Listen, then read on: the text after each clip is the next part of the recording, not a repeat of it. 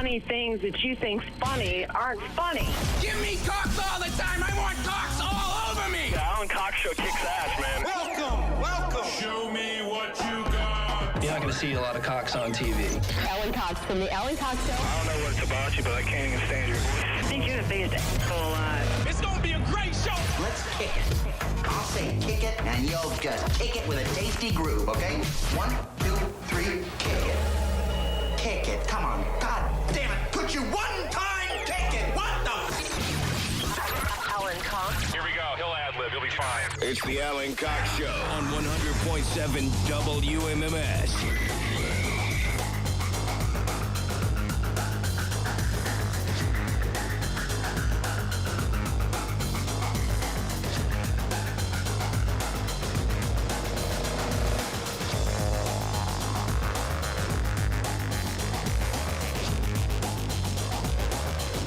Hey, what's going on, gang? Good afternoon.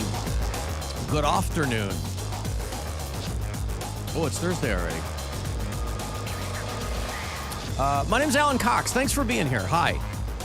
Say hi to Bill Squire. He's right over there. Creepy hugs, everybody. Creepy hugs. And Mary Santora is in the room. Whoa! We don't have to worry about any technical issues today. Nope. Thank goodness. How did that situation, has that situation back in New York been resolved? Are the engineers still running around? I know you've been here. But I have no idea. Yeah. I emailed the guy again, and I was like, hey, with everything going on the last 2 days, can I please be added to this email chain so that way I can know when the studios are up and running? And he blatantly lied to me when he emailed back. He goes, nobody sent out an email yesterday to all of New York radio. And I screenshotted it, circled where it said New York radio. And I was like, yes, they did.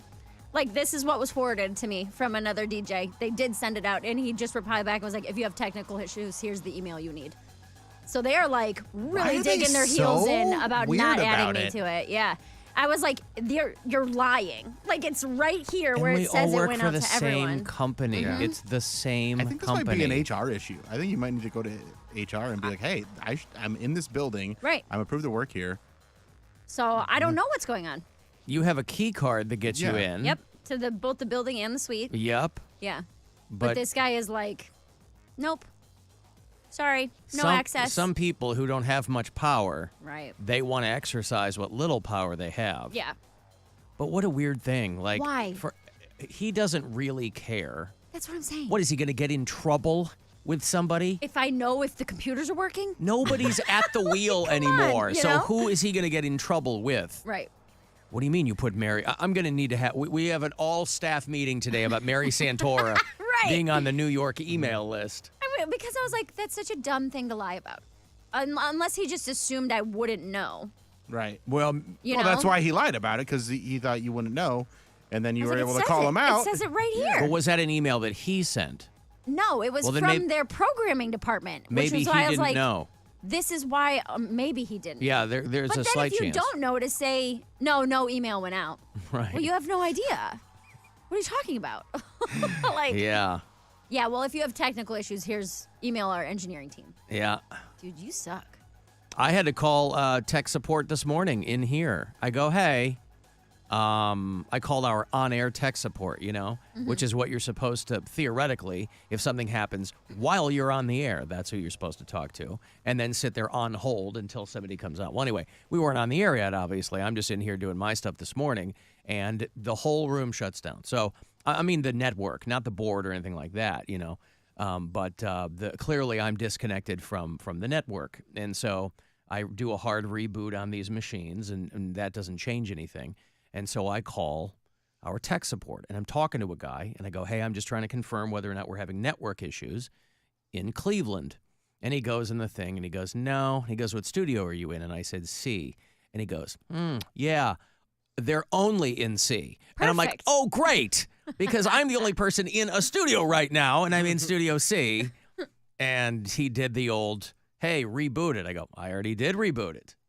I didn't do anything. Or reboot it again. Do it again. That's what he Yeah. said. Yeah. Reboot it again. Or he did something maybe on his end. He might have gone in and looked at what was going on and did probably a couple of clickety-clacks or something. But I was like, I'm not going to call you until I've kind of done everything I know how to do, which basically begins and ends with, hard reboot Start of the over. machine. Because it does need to be done occasionally. Something like that almost never gets done. So sometimes you will just have to do that. But that didn't change anything. So anyway, he goes, yeah, it's just confined to your studio. I'm like, awesome.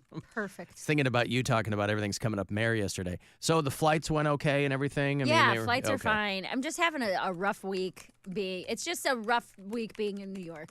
Everything's hard. That's what I was saying, where I'm just like, it's just a tough. I had a weird interaction at a comedy club last night, and it's been like kept me up last night. Really? Oh, wow. Because I've just been playing it over and over and over again in my head. Weird with someone you've worked with before? Yes. Okay. Someone who I thought was a friend of mine. Oh, this is wow. where the showbiz knives come out. Well, Bobby so- Pitts came to a show and He heckled did. her? I Oh, my know. God. What a piece of crap. And he blamed all of the issues on me somehow. And he said, this is why you're not on the email list. It was a crazy experience. Oh, that's upsetting, though. No, to I'm have going to cry. I've been Why? so emotional. I've just been emotional. It's just been an emotional week.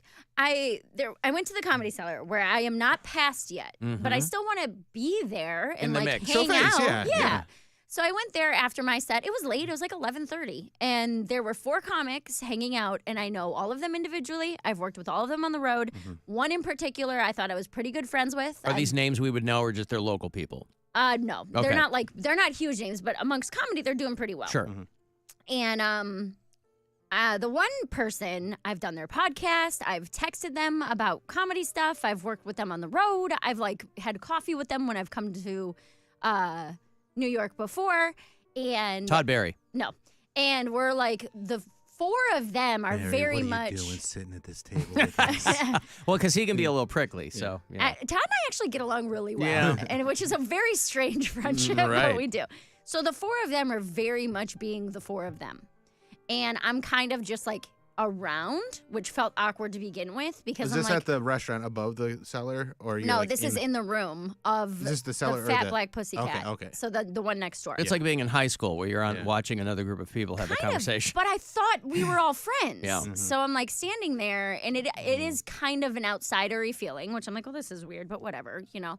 And then it just became more and more obvious that the 4 of them were talking, and backs were kind of starting to get turned. And I was like, what did I do? Like, did I do something to upset somebody? And then as we're leaving, the person that I thought I was the closest with hugged another person goodbye and like whispered in their ear, and the person they hugged immediately shot me a look. And I was like, oh, so you're very clearly talking crap about me. Like, Well, why do you think they were talking crap? Maybe they were like, this girl is so funny. no. Don't tell her because I don't want her to get a big head. That's not how that works. I want her to find out on her own. I think Nick on the live stream figured out who it is. You mean Brian they're not? Regan. Yeah, it's Brian Regan. You mean they're not all supportive all the time? But They're not I don't all think there to. it would have hurt my feelings if I didn't think this person and I were friends. Right. And they it was so obvious. Like the other person where I'm like, dude, you're 40. You know if someone's talking crap not to immediately lock eyes with the person they're talking about. So this isn't a person you could go to and go, hey, I got a weird vibe from. I you know. would, but I don't want to make it worse. If they already maybe don't really like me and I misconstrued what We are off to us a great hanging start, out boy. was. We I are feel off like if to you're an having amazing coffee start. with this person and Yes. texting back and forth, that's not. They've texted me first about yeah. things where they were asking about the social media team that I used. A couple David months ago. Chappelle. It was Dave Chappelle and Bobby Pitts together. Bobby Pitts hugged Dave Chappelle. Dave Chappelle shot me a look, and I didn't know how to take it. Yep. But it kept me up at night because I was like, should I text them and be like, hey, that was kind of weird, right? Or should I just try not to take it personally because everybody's got so much going on. It might not have even been about me. Maybe they were whispering and just. But I think Yeah, that would be weird too I if feel they like- happen to look at you and you Right. didn't. if you're feeling this bothered, I think you should talk to him about it and just be like, hey, But then doesn't that make it worse? No, not really. No, It doesn't have to. If you were like, hey, I might be out of my brain here, but I thought I was getting a really weird vibe, and I just want to make sure that everybody's cool. Well, and then That's and what that I also mean- puts the ball in their court to be like, hey, we know, you did make me feel bad.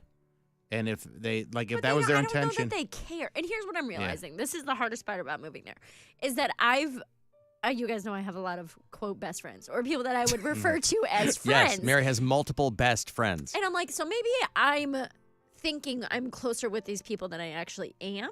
And so I'm like, maybe I'm just their Ohio friend where it's like, yeah, we can be friends on the road. Yeah. But we're not friends in New York City. Right. And I'm like, well, that kind of sucks. If Yeah. that, it's like in a teen movie where like the nerdy girl and the popular girl live next door to each other. But like at school they can't be yeah, friends, but like yeah. don't talk to me in the cafeteria. Like that was very much what it felt like. Huh. And it was like I don't know. It just it really, really bothered me. And then on top of like already feeling, you know, I talked to my sister about this.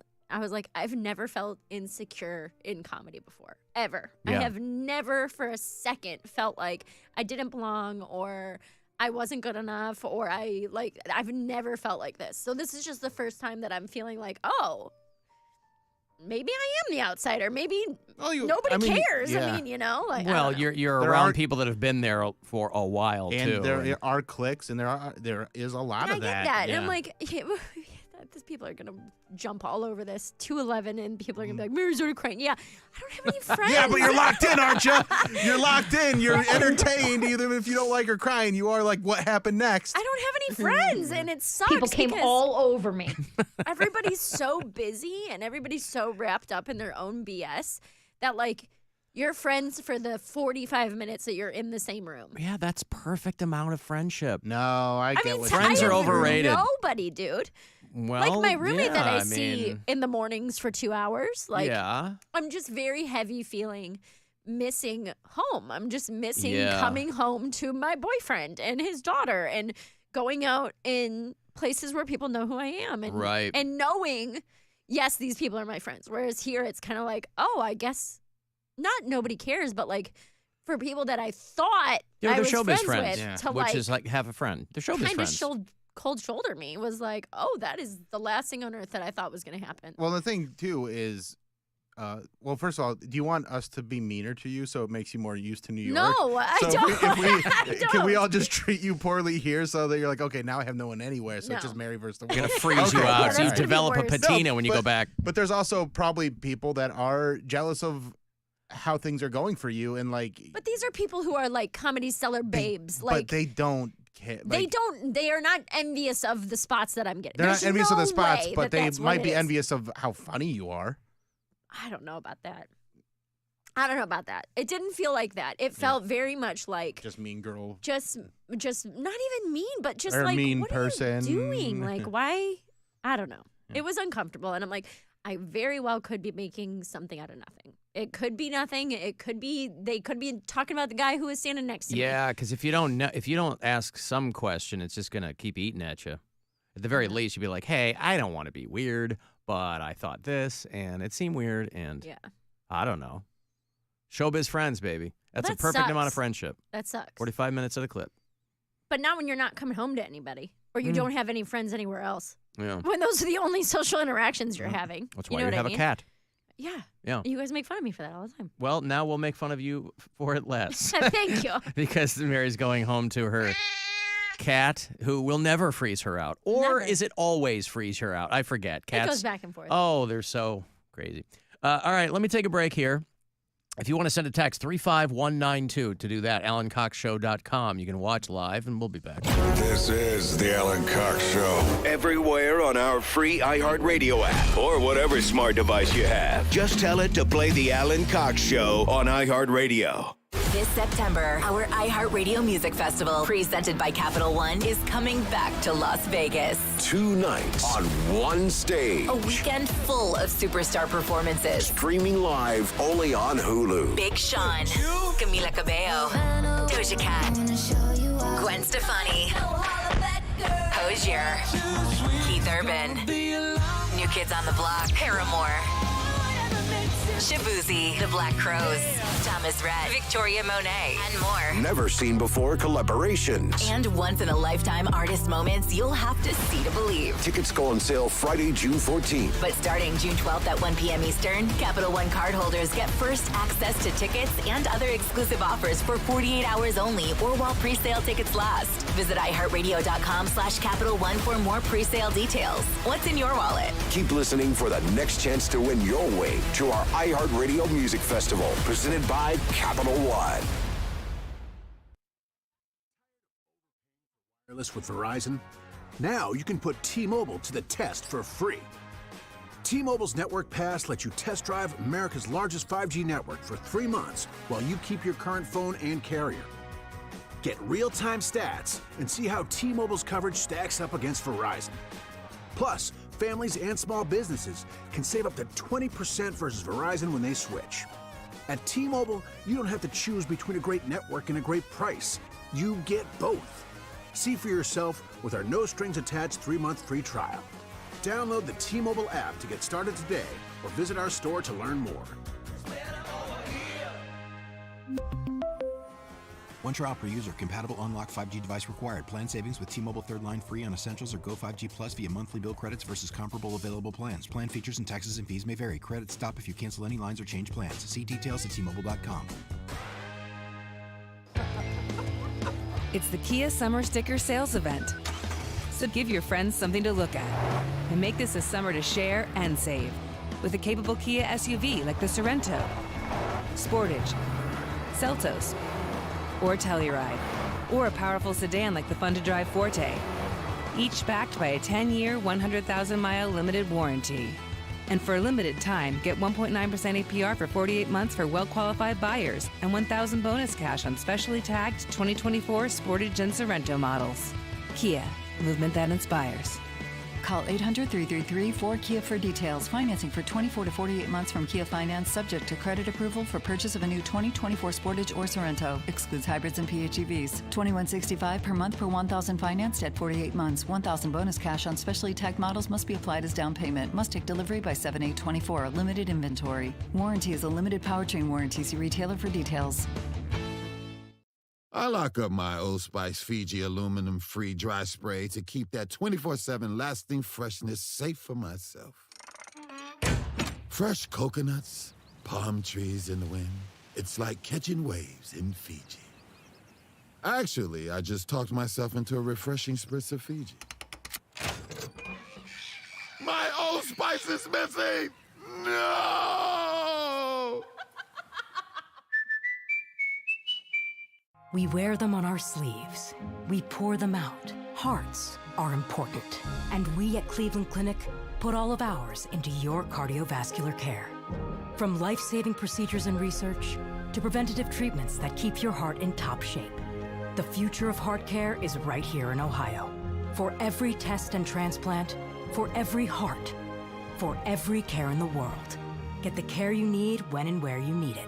Cleveland Clinic. Life's better with American Family Insurance because we know whether it's a new home or a new car. You've worked hard to achieve your dreams, and we work hard to protect them so you can enjoy the utmost peace of mind. Save up to 23% when you bundle home and auto. American Family Insurance. Get a quote and find an agent at amfam.com. Products not available in every state. Visit amfam.com to learn how discounts may apply to you. American Family Mutual Insurance Company, SI, and its operating company, 6000 American Parkway, Madison, Wisconsin. A healthy body needs good food. This summer, the Ohio Department of Education and Workforce is sponsoring Sun Meals, a summer food program where kids eat free. Children under 18 receive healthy meals and no sign-up is required. Locations may be right in your neighborhood. Call 1-866-348-6479 or visit education.ohio.gov/kidseat for meal locations and times. That's education.ohio.gov/kidseat. This Friday and Saturday only, get a $10 coupon when you spend $100 or more in store. Coupon printed at checkout. Start redeeming next week. Fresh items are delivered daily, and there's easy pickup and delivery. Plus, pay the same low Meijer price and save even more with M-Perks when you shop in-store, online, and with every qualifying prescription filled at the Meijer Pharmacy. With so much under one roof, Meijer is the first and only stop you'll need. Exclusions apply. See all the deals in the Meijer app. There's a little slice of heaven in a mountain town escape. A pace of life that's less hurried, more authentic, where people greet you with a smile and experiences feel down to earth, yet elevated. From Appalachian art to wineries and craft breweries, live music to a lively spirit. This is West Virginia. We call it Almost Heaven. Plan your getaway now at wvtourism.com. In celebration of Conrad's 55th anniversary, bundle and save and get up to $325 off for select Goodyear tires. Blue Falls and Conrad's, keeping your car clean and safe on the road. Proud partner of the Cleveland Guardians. Power sports fans, this Friday and Saturday, June 7th and 8th is the massive tent sale event at Polaris Medina. New and used, parts and apparel, sell us yours too. This event has it all under one giant tent. Don't miss the Polaris Medina tent sale event Friday and Saturday at 10 a.m., rain or shine. Over 30 years ago, a woman from Chicago found herself single when her engagement was called off. She tried to meet people through blind dates and bars, but then it hit her. The most laid-back way to find other professional singles was just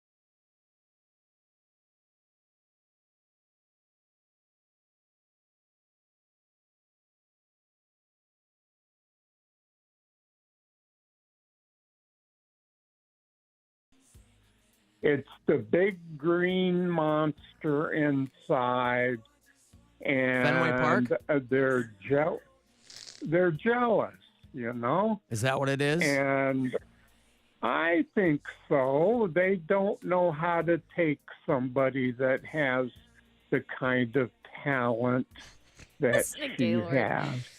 You got to, you know how some people will listen to like daily affirmations or, meditation podcasts or apps?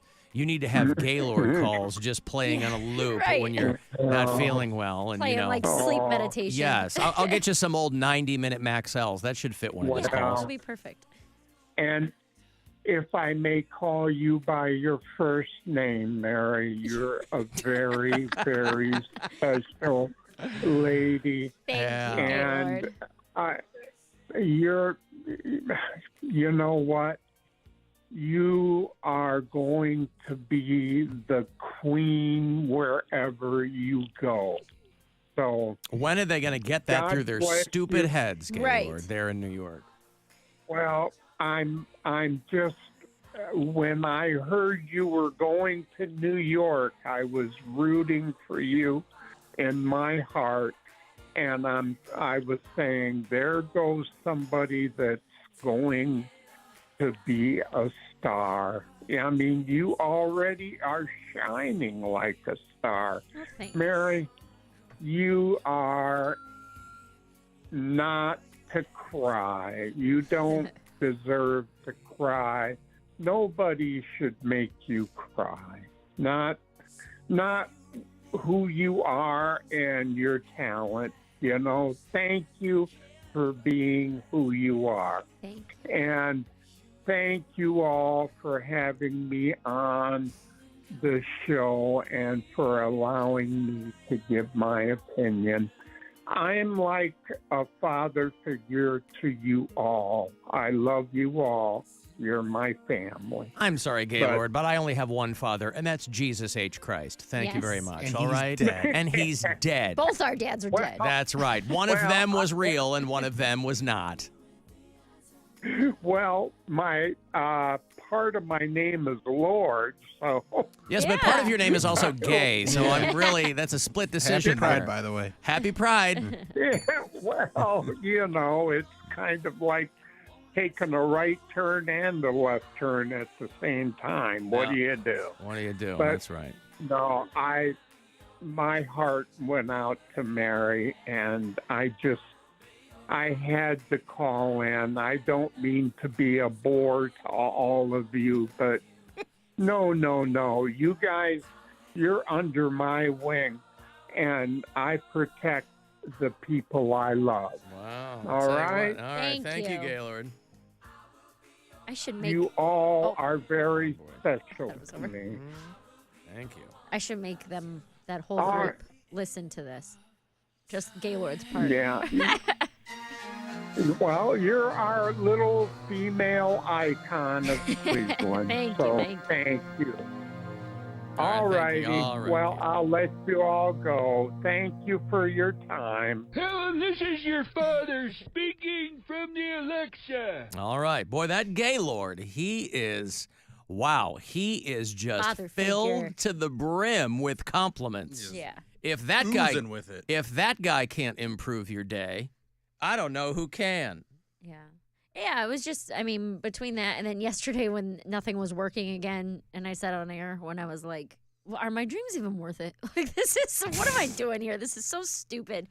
And then, Well, it is a question that we all have to ask ourselves, It is. right? And Are it's- my dreams worth it? is this worth it? And then is you being here worth it? You have to define, because, early on, you just kind of go towards something. But at some point you go, well, what are my dreams?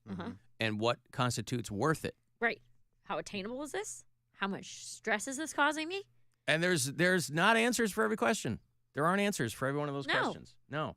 How attainable is this? There's no answer for that. knows. No.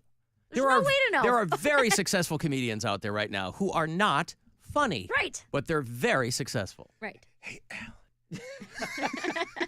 It's very attainable. She just can't do it. Make sure you're looking her right in the eye when you do that. Don't look now. Uh-huh. But I'm going to talk. Whatever you do not look her in the eyes. That's exactly what they did. You a bitch. Yeah. I was fighting with bookers too this week. There was a guy. Boogers? Yeah. I was You just fighting. eat those, yeah? Those are easy to, I eat those for breakfast. You know what I mean? Lunch and dinner. No, there's a guy who owns a chain of comedy clubs who is notoriously underpays people. And he inherited them from his parents. So this isn't like, he's not like, we're talking about self-made people, you know? He's not. His parents gave him a chain of like 8 comedy clubs. And now we were talking about, again, you know, wielding whatever power you have. I asked for a certain amount of money. He came back and was like, no, this is crazy for you to ask for that amount of money, which, by the way, not even 4 figures, what I asked for. And he was like, yeah, we're not going to do that. You can try a different club. And this then, was for a weekend? For a one-nighter. Oh, a one-nighter, yeah. And he was like, no, that's it. We're not going to do that. You can try a different club. And then I was like, are you going to counter it? And he was like, no, it feels disrespectful what you asked for. So I'm not going to counter it. It's just, Why did we're he just think not going to meet in the middle. Why would asking, I mean...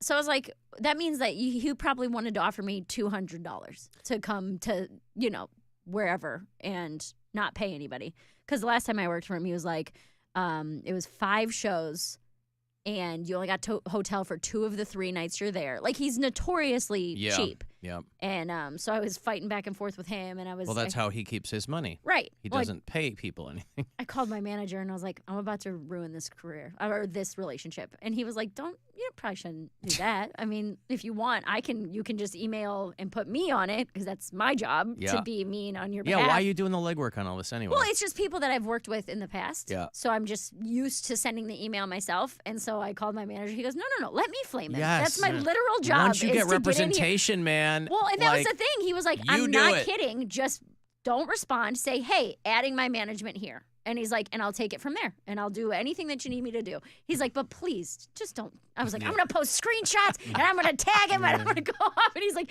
we don't need to do that. Nobody ever needs to do that. Managers now are like constantly putting out fires of people who want to go on social media and flame somebody else. Well, that's his exact thing. Hey, don't do that. Hey, just let me yell at them privately, okay? Yeah.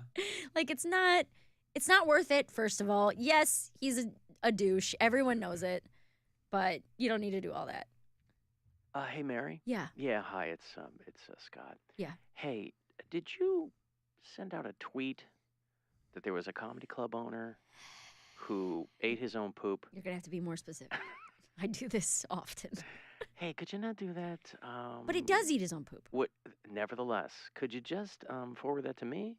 And I'll post the tweets that he eats his own poop? You will write it like that? I'll change it up a little bit.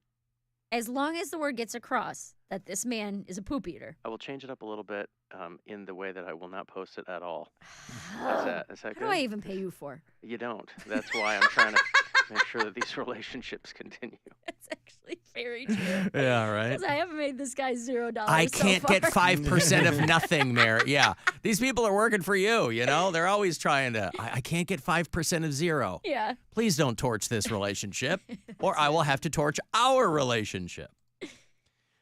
People asking me what Gaylord's point is, people who are texting me, how could you listen to that and not understand what he was saying? He was making it very clear, crystal clear, that Mary Santora is his daughter. He feels very, very protective of her. And, you know, listen, he's out there in where's he, in Wellington? Something like that. Which, as you know, they call that the New York City of Lorain County. Yeah, I think that's in Lorain County. The New York City. Because of all the halal trucks. Yes, that too. Yes, the rat on a stick and the whole thing. The elote, and it's very popular out there. And so he's a big, big fan of yours. Oh, God, did you see the Delonte West mugshot? There's a new one? Yeah, he got scooped up. Delonte West, who you might recall man, so sad. from your Cleveland Cavaliers, this guy is still getting in trouble. He was... Oh, man. Yeah. That's worse than the first one. It was outside D.C., and they had to give him Narcan and the whole thing. There's his, if you're watching live there's his mugshot on But they found him on the ground or TMZ something? Sports. Yeah, something like that. Delonte West, he ain't doing so well. Arrested on 2 misdemeanors, and then he posed for the mugshot. and he's being held on $2,000 bond. I mean, and people have tried so hard to. Mark help Cuban. him. I was gonna say Mark Cuban like put him through money and tried to, yeah. But Well, if people that's don't want it, they drugs, don't dude. want it. Yeah. Well, it's not even about not wanting it. You could want it Or like, and yeah. just be that addicted to it. Yeah. I saw this happen, not with Delonte West, just a couple days ago. I was sitting having a slice of pizza before a spot in the city, and some dude was like doing the, what do they call it? The crack shuffle? No, where the heroin, where your head bobs. Nod, The yeah. nod. Yeah. Yeah, he's like nodding off, standing up, and he face planted onto the ground, and someone called 911, and they came and they put the thing in his neck and shot him up, and he I was like, dude, I just watched them save that guy's life with Narcan. It was crazy. Hey, man, meth ain't that bad. So Delonte West arrested out there in the D.C., Northern Virginia area, charged with violating conditions of his release. They scooped him up before, and of course they let him out. But yeah, he's, about 4 or 5 years ago, Mark Cuban put him through rehab. And it seemed like, I would imagine immediately after that, you look like things might be okay. But then, he relapsed and he had a lot of run-ins with law enforcement. And, you'd think that LeBron's mom would help him out since they had sex so frequently, Bill. She's moved on. Oh, she has. She tried. wants She tried nothing her to do best. with him Yeah. anymore. Oh, well, that's a real bummer. Yeah, he's the reason her son moved away, so she's pretty upset with him. I see. Well, I get that. Hey, by the way, speaking of the Cavaliers, the Cavs dancers auditions are coming up. Oh, I judged that one time. Did you? Yeah. The dancer auditions? Why are you looking at him? Mary gets so mad. He's judging Miss Around the Corner tomorrow That's night. very different than someone who's doing something professional. You've never judged that. You heard I have him. judged that. He the has. Cavs tryouts. Yes. I No, vaguely you remember. have Yes, Yeah, I he has. did. What are you talking There's no way that your vote counted. It does. No. How do he you doesn't think? know anything about dance. I know what I want to see at a Cavs game. You're being an ass You right weren't now. there when we did the Cavs season opener show at the Romo Fijo, but he called those girls. He said some of these girls got some real dump trucks. And that's the kind of guy they want to judge. They want somebody who's going to be succinct, somebody who's going to be candid with them. An everyman. You got an everyman. That's right. You got some real dump trucks out there, and I give you a 9 out of 10. I was one of the judges. I can't remember who the other celebrity judges were, and then they had the people from the team making your vote decisions. didn't count. But we all had worksheets that we filled out, and they were all taken into account. They were not. And you have no technical dance training. How are doesn't you matter. at all qualified to judge? Well, no, they're not. Bill Squire. But they're not gonna. They need someone who doesn't have. You're not just gonna have dance critics. You're gonna have people who are like, is this something you would want to watch? It's showbiz. It's entertainment. The crowd aren't all dance critics. The crowd at Cavs games don't have any formal dance training. They don't know what the hell they're looking at. They want to see a bunch of dump trucks moving in unison to the music. And that's what I voted for. I'm sure And that that's you what they did. got. Let me tell you what they're looking for, all right? Ready. NBA.com/Cavaliers. They're looking for empowered, Oh, sophisticated. hold on. Both of those mean crying in public, right? I think so, yes. Okay, got it. I'm already in. Well, you've got to be strong and brave to cry I'm in public. Strong and brave. Empowered, sophisticated, athletic, Oh, passionate, hey. team-driven Yes. performers to represent the Cleveland Cavaliers, and I think you have to be at least 18. And willing to work for $43 a game. Right. And Is that what it is? Parking not It's paid. cheap. Parking not $43. Yeah, but this is your entree into showbiz. There it is, small print. Dump trucks wanted, Bill. It's right there. So they did take his critiques. This is the 29th, the 30th. Day one is the 29th. That's probably the open call. And then the next day, the callbacks. That's going to be invite only. Yeah. So we're talking the 29th, 30th, and then days 3 and 4, they'll do mock practices on the 1st and 2nd of July. So by Independence Day, you could be getting the call, Is this Mary Santora? This is her. Hey. Hi. Are you, this is Frankie from the Cavaliers. Hi, Frankie. Hi. I just want to make sure that I've got all of the boxes checked near your name. Yes. You are empowered? I am. All I right. am. Are you sophisticated? I try to be, yeah. Cool. Okay, cool. Are you athletic? I'm pretty fast, yeah. Have you ever cried in public? All the time. Are you team-driven? Yeah, I'm a good team player. Man, this sounds really, really good. It I does think we'd sound good. really like to have you back in here. Yes.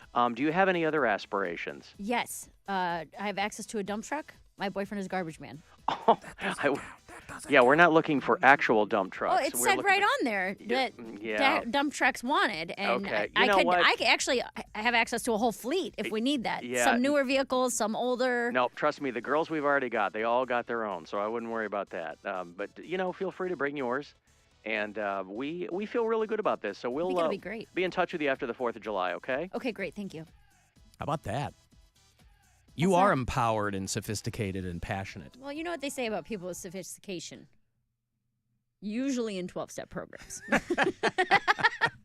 That's where you find the most sophisticated of us. Yeah, sophisticated. So, yeah, you got to know some jazz choreography and some hip hop. And you got to be 18 by August 1st. And you must be willing to devote a large percentage of time to the Cavaliers dance team program. Because I do appearances. It's practices twice a week. That's all the events. Cavs home games. That's charitable events. That's special projects. All for the princely sum of what, Bill? Like 40. Hold on. Am I very low here?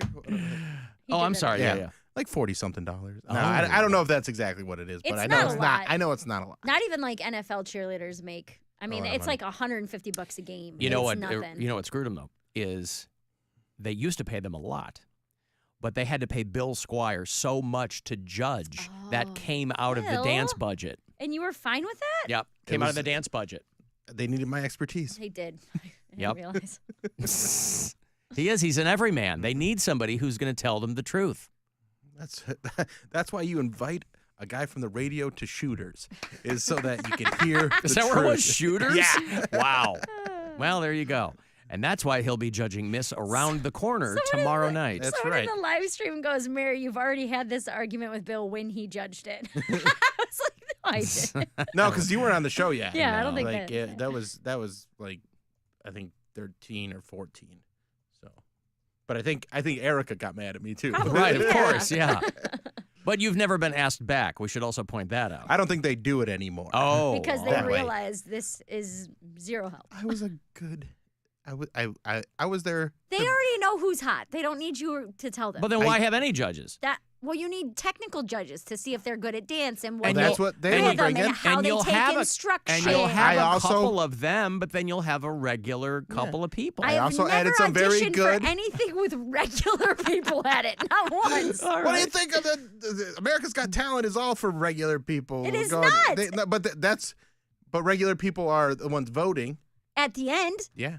you're not coming in to vote at the end. American Idol, they vote. They won the America votes. They wanted to move it forward a little bit. The people watching television aren't singers, but they're voting on singers.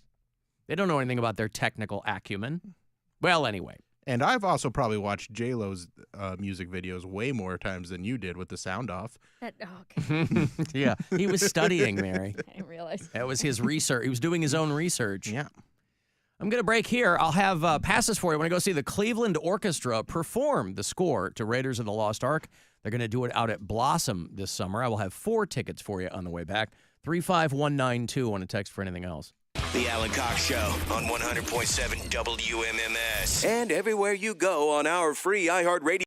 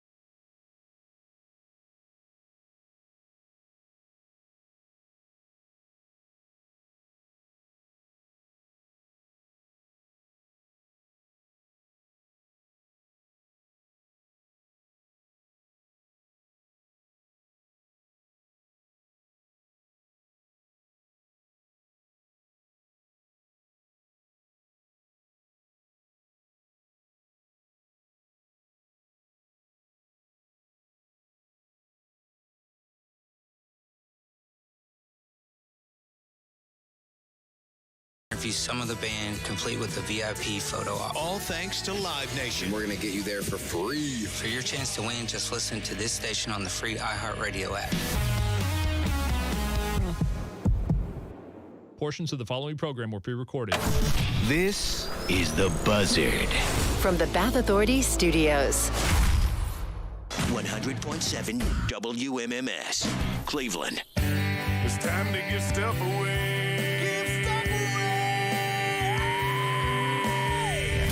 All right, you're going to go to Blossom to see the Cleveland Orchestra perform Raiders of the Lost Ark, the iconic score. I think it was a John Williams score.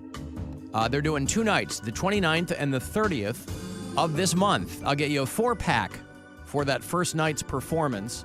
The Cleveland Orchestra live at Blossom. Tickets are on sale for their entire Blossom season with the Cleveland Orchestra. They're doing Lord of the Rings and Raiders and a bunch of other shows.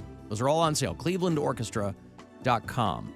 4 tickets for the 29th. Good luck. Call 10-216-578-1007 or 800-348-1007. Some people say our country is more divided than ever. But don't ask him. He sucks at math. Alan Cox on 100.7 WMMS. When people talking about twerking, nobody seems to mention the part that when you do a lot of twerking, sometimes it makes you fart.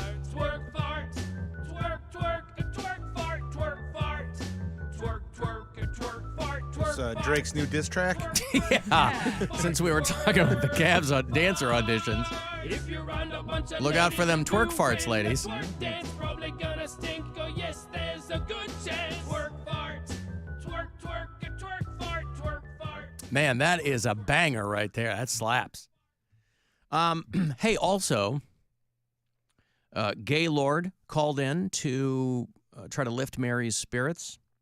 And so you know a brand new song from Ray can't be far behind. Oh, I thought it was going to be a Dustin call with that preamble. Mary Dustin, I don't know what the hell you're crying for. You want to go out there and do this, and you do it. And You knew nobody liked you before you left. Well, I did get a letter from somebody, though, Uh-oh. who said that Mary might be in a scenario known as the gifted child syndrome. And this might be something that you might have alluded to, in fact. Okay. About people who grow up popular. Yes.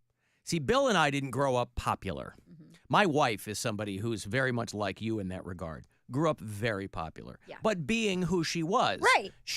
Some people have people drawn to them, right? Others of us have to work very hard for that to happen. Yeah. And we don't really want to work that hard for that to happen, whatever. So this person said,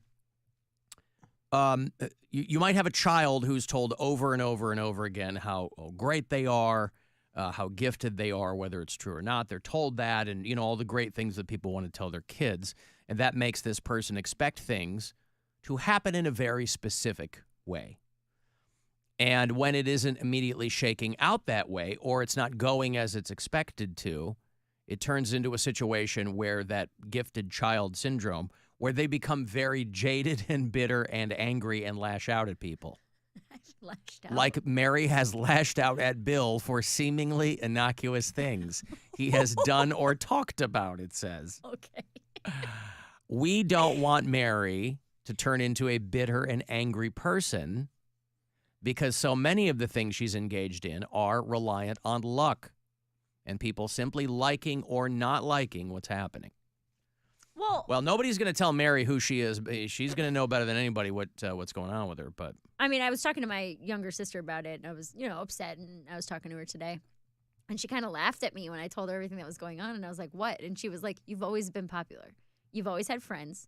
You're 34, and this is the first time that you feel like you don't have friends.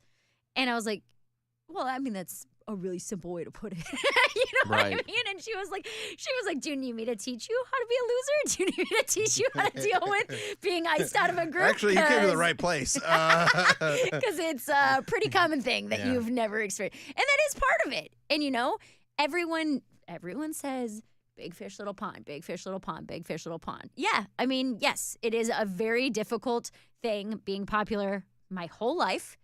never feeling insecure in that way, and then moving to a place where nobody cares, nobody knows you, nobody really has the time of day to dedicate to anyone but themselves. Yeah. And then it's like, well, where'd all my friends go? Like you said, you're 34, and that's the first time you moved. Yeah, my first big move, yeah. Like, I'm the only one who left from my family. So my siblings are all still around the people that are friends of theirs from when they grew up. Right. But I have had to, because of my chosen field, I've moved to new cities where I didn't know anyone multiple times. Yeah. Pack my crap, go to a new city by myself. It's very, very and you don't isolating. know anyone. It was fine with me. Well, you like that. Well, but even if you don't, you get used to it and kind of know. But again, it's not your fault. I'm just pointing out you hadn't done this until now. Right. Right. Yeah. It is a very, it's just, everything's brand new. It's all brand new. That's it. That's it. I mean, I'm used to not being liked by our listeners. Listen. But like, I'm to my sorry. face. Did you hear Gaylord's call? Yeah, he loves you. But you also have a ton of listeners that do love you, too. It's not like of course. It's a few loud listeners that don't like you, and then the majority. Well, let's be honest. We don't know. We don't know Could what be the majority. We thousands. don't know for any of us. Yeah. We don't know, right? I mean, yeah, it's what, like, you grew up popular. Also, you have this crazy support system here too. Not just your family, but like everybody like shows up for you in a big way. When I started doing comedy and was like excommunicated from the Mormon Church, and I had been gone for 2 years, I had nobody really. Like, I had a few of my high school friends, but they'd come out to shows, and then they'd be like, "Yeah, we're not gonna keep going to shows with you and do stuff like that." So I had to like recreate my whole life, and that's kind of what you're doing right now, where you have to have that moment where you'll find your class there, like you'll find your group, the and people it just hasn't happened yet because it's so new.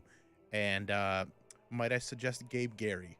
Yes, Cleveland comic. Gabe Gary. I mean, there are some Cleveland comics out there that they're good people. Yeah, they are that they're so.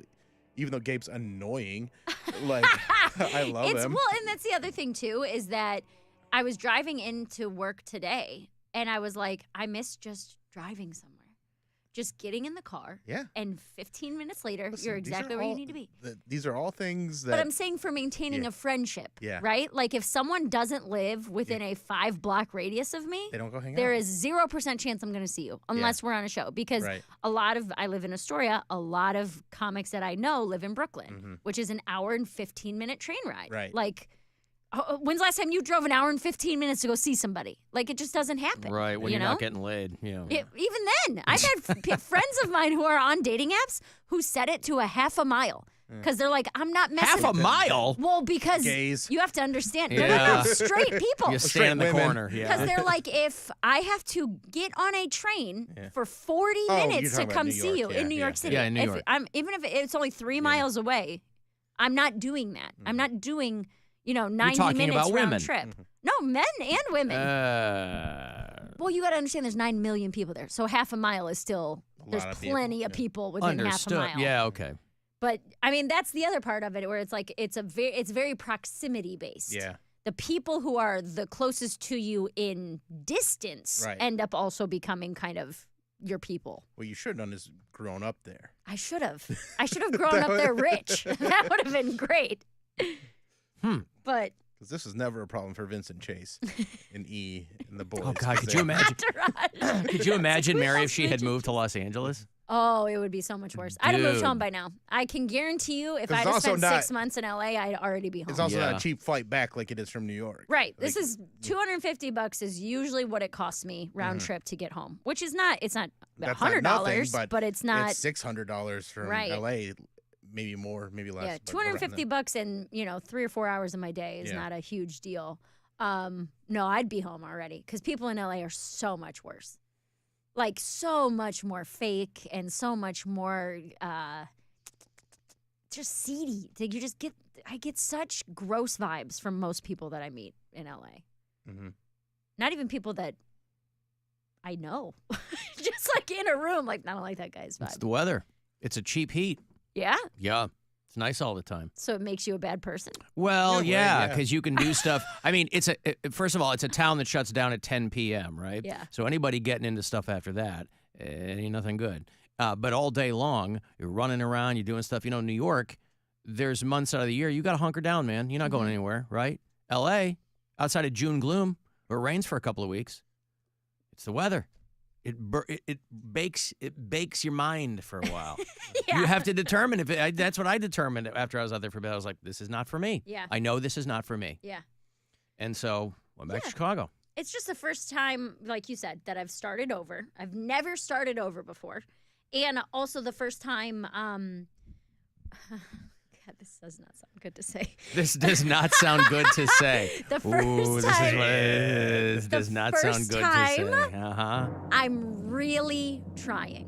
Where, like, I am having to put my neck out for everything that I want. That I'm, like, making sacrifices. That I am not just walking in and getting stage time whenever I want it. Oh, yeah, of or course, like, yeah. You know what I mean? Yeah. That's what I mean. Like, career-wise. Yeah. It's like people who had never had to study in high school, and then they get to college, they go, oh, my God, I don't know how to do any of this. Yeah. And, yeah, right. Yes. It's Because up until very then, much... you're just walking around bumping into furniture, and things might happen for you. Exactly. Yeah, of course. Well, and yes, it is luck-based, too. But when you... I thought about something that you said this week when you were like, don't you wish you would have moved 10 years ago? Like, this seems like a young person's game. And I'm like, no, because of where I'm at in my career. But your reasons, just to interrupt you quickly, your explanation for that is a very good one. Right, that I'm much further along. I know a lot more people. You're sober. And I'm sober, Yep. and I came in at a good time in my career. I do wish that I moved in my 20s because I feel like it would have been a lot easier to make friends. I feel like it would have been a lot easier to be out until 2, 3, 4 in the morning, running around with a group of people. Maybe, you know what I mean? but that also would have cut into... It would have cut into the career part of it, definitely. And it wouldn't have been any easier to get around to people then. But it would be less lonely. Yeah, again, You know? I'm not somebody who identifies with loneliness, so... Well, you guys also had zero struggle during the pandemic. And I came in here every day and was like, I haven't left my house. I haven't seen a person. I haven't had a hug. I don't know what to do. You know, like, I am someone who likes to be around people. Right. You know? Yeah. I wouldn't say zero struggle, but yeah, not with Well, that. not yeah. like that, yeah. Wow, Ray's song. Ray's song. Coconut Milk Explosion? Nope, it is Don't Cry. Mary Don't Cry, Ray Loves You is the parenthetical subtitle of this. Oh, you have Ray. Let's see how he shrimps on Brian in this song. Mary Don't Cry, Ray Loves You. Set to rhythmic, groovy funk. Okay. That's I like how a we set funk. it up in the AI here, yeah.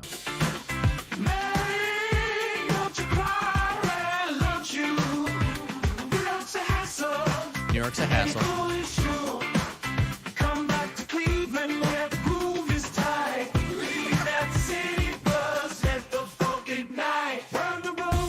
Brian the Rodent. Oh, now he's Ain't referring worth to your me time. as that. Yeah. Okay. It's kind of hard to get the rhythms of these sometimes because the AI just jams all the lyrics together.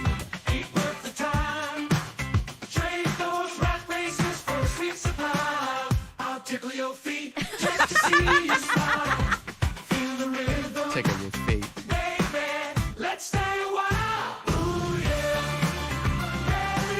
I don't hate this song. I don't either. That's a banger. boy. Some of these are good. Yeah. Some of them, like the lyrics are just They're wild. demented, but I have a theory that this is Brian trying to.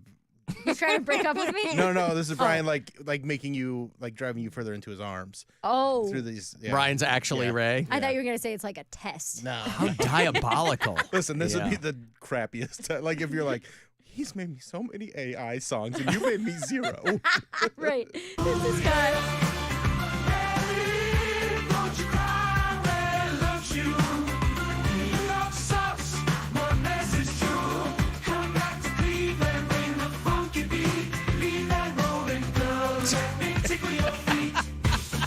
Leave that rodent, girl. Let me tickle your feet.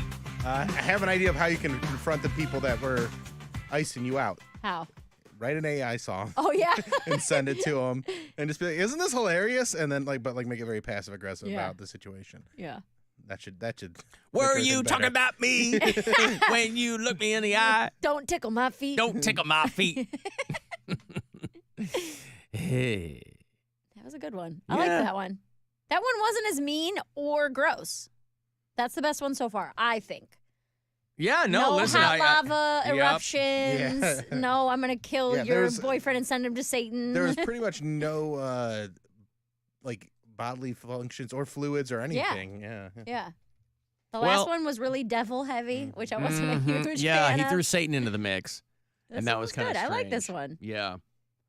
But nothing has yet topped the original one that I made for you. Double lunch and thrift store Double finds. lunch and thrift store finds. That's right. It is the best one. Was that created with the same program? Yeah, because country music is so malleable. That's why. Double lunch Also, the and subject Goodwill matter is finds. just Yeah. so silly. In a small New York town, Mary's on her grind. She's a comedian, make folks laugh all the time. So good. From open mics to late night shows, she's got the skill. But when the day's done, she's got her own hillbilly thrill. At lunchtime, Mary ain't like the rest. She grabs a double portion. She's always blessed. She stacks the plate high with comfort food so fine. Hear rock country music playing, it's her kind of dive. This part. Double lunch and Goodwill finds, that's Mary's way. Laughter and country music making her day. No fancy stores or expensive taste, that's for sure. She's living high off a double lunch and thrift store scores. So good.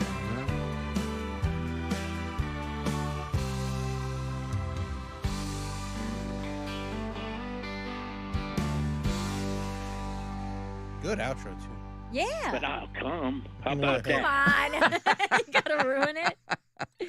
All right, I got to take a break here. I'll have tickets for you to see Craig Ferguson. Craigie Ferg's coming back to Cleveland. That's about a little closer to 4 o'clock. I'll have those.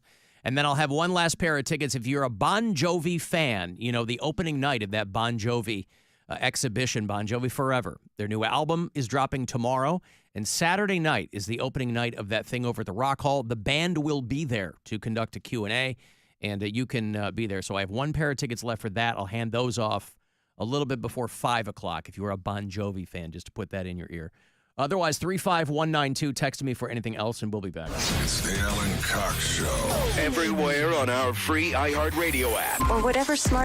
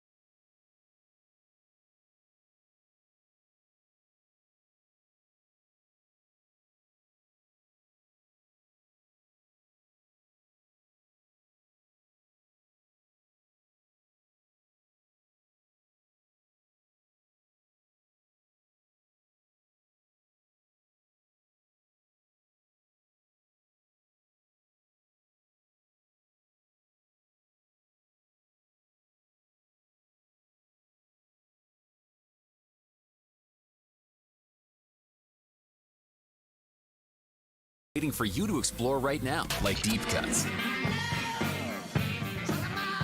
Featuring deep album tracks from iconic artists like the Beatles, Led Zeppelin, Pink Floyd, The Who, The Stones, and more.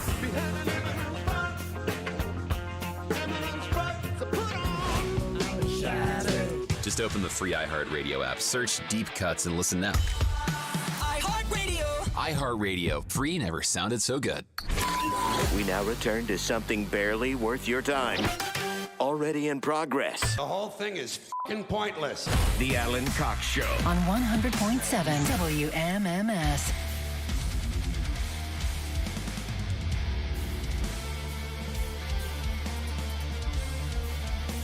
Got a trip to Vegas for you in a couple of hours. Right around 5:30 is that next keyword. We got that iHeartRadio Music Festival we're sending people to. That is the 20th and 21st of September. And we got the Black Crowes as one of your headliners, and Hozier is making his big return to public life. And Paramore, I like them.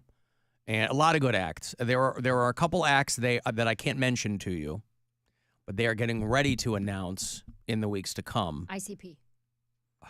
Aim for fun at Engage Virtual. I don't know what that was, but that was unintended. Albeit perfectly timed, but no, not ICP. You don't think they're an iHeartRadio Music Festival candidate? Wait, are you talking about international computer programmers? No, Insane Clown Posse. Oh, the Insane Clown Posse. Yes. Still no. Damn it. Would have been good, though. Yeah. Boy, that'd be good. No, not them. But 5:30, I'll have that trip. It's you and a friend. We fly you out. We put you up. We get you $1,000, tickets to the event, the whole bit. So that'll be pretty good. I will also have another shot for you to qualify to go to Hawaii, courtesy of Kona Brewing. You can qualify here on the show. You can go to WMMS.com, where you will see a schedule of all of my events when I'll be out and about this month at bars and locations all throughout Northeast Ohio getting people qualified. So about maybe around an hour from now, a shot for you to get to Hawaii. I know you mentioned Alec Baldwin's reality show in Perez Bilton. Yeah. But I hadn't seen. Should we do it again? Mary she didn't hear it. I hadn't seen. Oh, that was when I had to go home. Yeah. I hadn't seen the video of him and his wife, Hilaria, who strangely completely lost her Spanish accent after that whole thing blew up in their faces. But wow. I mean, this guy, and again, I'm an unabashed Alec Baldwin fan, but this guy's really gotten himself into a pickle. I mean, he's got 7 small children with this woman. That's an insane number. And he's in his 60s? He's 70s? 70 maybe. Yeah. I mean, he's around Seinfeld's age. I think Seinfeld might be a little bit older. Alec Baldwin is, he is a little bit, 66 years old. He just turned 66. So he's about 4 years younger than Jerry Seinfeld. But, and he's still in this trial over this shooting of this woman on this film set. He's going through that whole thing. But he's also said that he doesn't like being away from his family because, he's older now and you never know how much time you've got as an old parent. And so but he's got these little kids. And I'll play if you're watching the live stream, play the thing they posted on Instagram about their upcoming show here. Home is the place we love to be most. You say, we are the boat. We are the boat. No, we are the Baldwins. We all gotta say it. Here we go. 1, 2, 3. We are the Baldwins. Oh my God, it's going to be on TLC next year. And look, this might humanize him to a lot of people because it does look like 1,000 other homes that might not have 7 small children running around. Toys and of course, diapers. Yeah, they can afford it. They're very wealthy people, but you think they'll show that half of it, like the nannies and? No, probably not. I mean, nobody's going to tune in to watch nannies. You want to see Alec Baldwin, get lemonade poured on his head or whatever it is. But still, it's like, oh my God, this guy, who again, I look at it through the prism of being 66. And having 7 small children. How ages? It's like 2 to 13 or something like that? I think the oldest is maybe 12. That's so crazy. I'm sorry. They all have Spanish names because, of course, she wanted to be Spanish. They range in age from 19 months to 10 years. So, and anytime he would do an interview, he was always joking about, like, his wife obviously is, like, running. She's the one wearing the pants in the family, as they used to say, because she's obviously considerably younger than he is. And but, yeah, 7. Once you have a couple at that age, you go, okay. But you do have to think about, well, now I can never stop working because, even though I might be wealthy, it's not 1985 anymore. He's 66-year-old Alec Baldwin. See? Alex. Hey, thanks a lot, Alex. So the Baldwins will debut on TLC next year. 7 kids and a dog. And I have to think that this is out of their Hamptons home, perhaps not at their place in Manhattan. Does he have adult kids as well? Or he has one daughter with Kim Basinger. Remember the old clip of him yelling at his daughter on the phone? Didn't he call her like you a pig or rotten something? little pig. Yeah. Ireland Baldwin is his daughter, and she's probably 27, maybe mid-20s. Yeah. She hot? So obviously, because this trial is still going on, people are like, "This is a weird thing in the middle of this." She's taller than him. Oh, she might have heels on, but still, is he a short guy or is she a giant? Alec Baldwin is not a tall guy. No, he's not like Tom Cruise short, but I don't know that he's 6 feet. You mean his daughter or his wife? His daughter, Ireland. Yeah, she probably, because Kim Basinger was tall too. Yeah. He's 6 foot tall. Yeah, she's 6'1". So she's in heels. Oh, is he 6 feet? Yeah. So she's in heels. There's pictures of them like on the red carpet, and she's 3 inches taller than he is. Yeah. Yeah, so I don't know. I like the guy. I don't know that I'll watch that show. That would just... Yeah, I had no interest in the show at I'd all. have too much agita watching a show like that with a bunch of rugrats running around and Alec Baldwin trying to corral these children. He's got 5 boys and another girl. Sorry, it looks like 2 girls maybe. And 7 kids under 10. So many kids.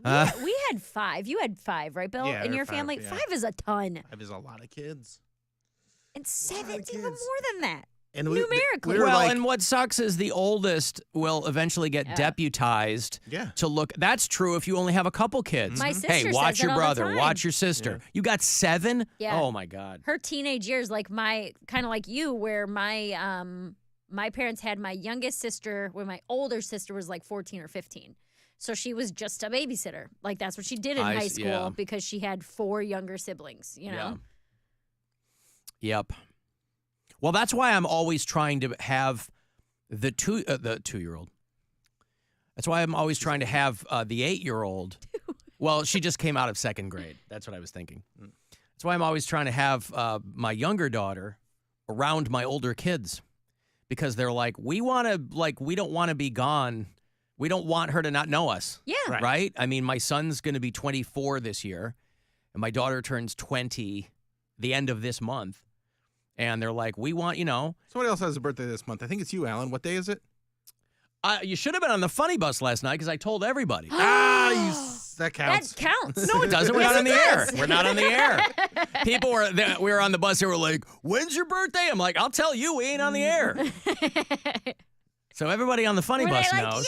Yeah. Of course, yeah. He said it. One girl was like, you don't remember me, but her name was Patty. She was there with her husband, I think, and another friend, and we were taking some pictures or whatever. And she goes, I got kicked out of the very first Alan Cox Show comedy tour because I puked in the front row. Hell yeah.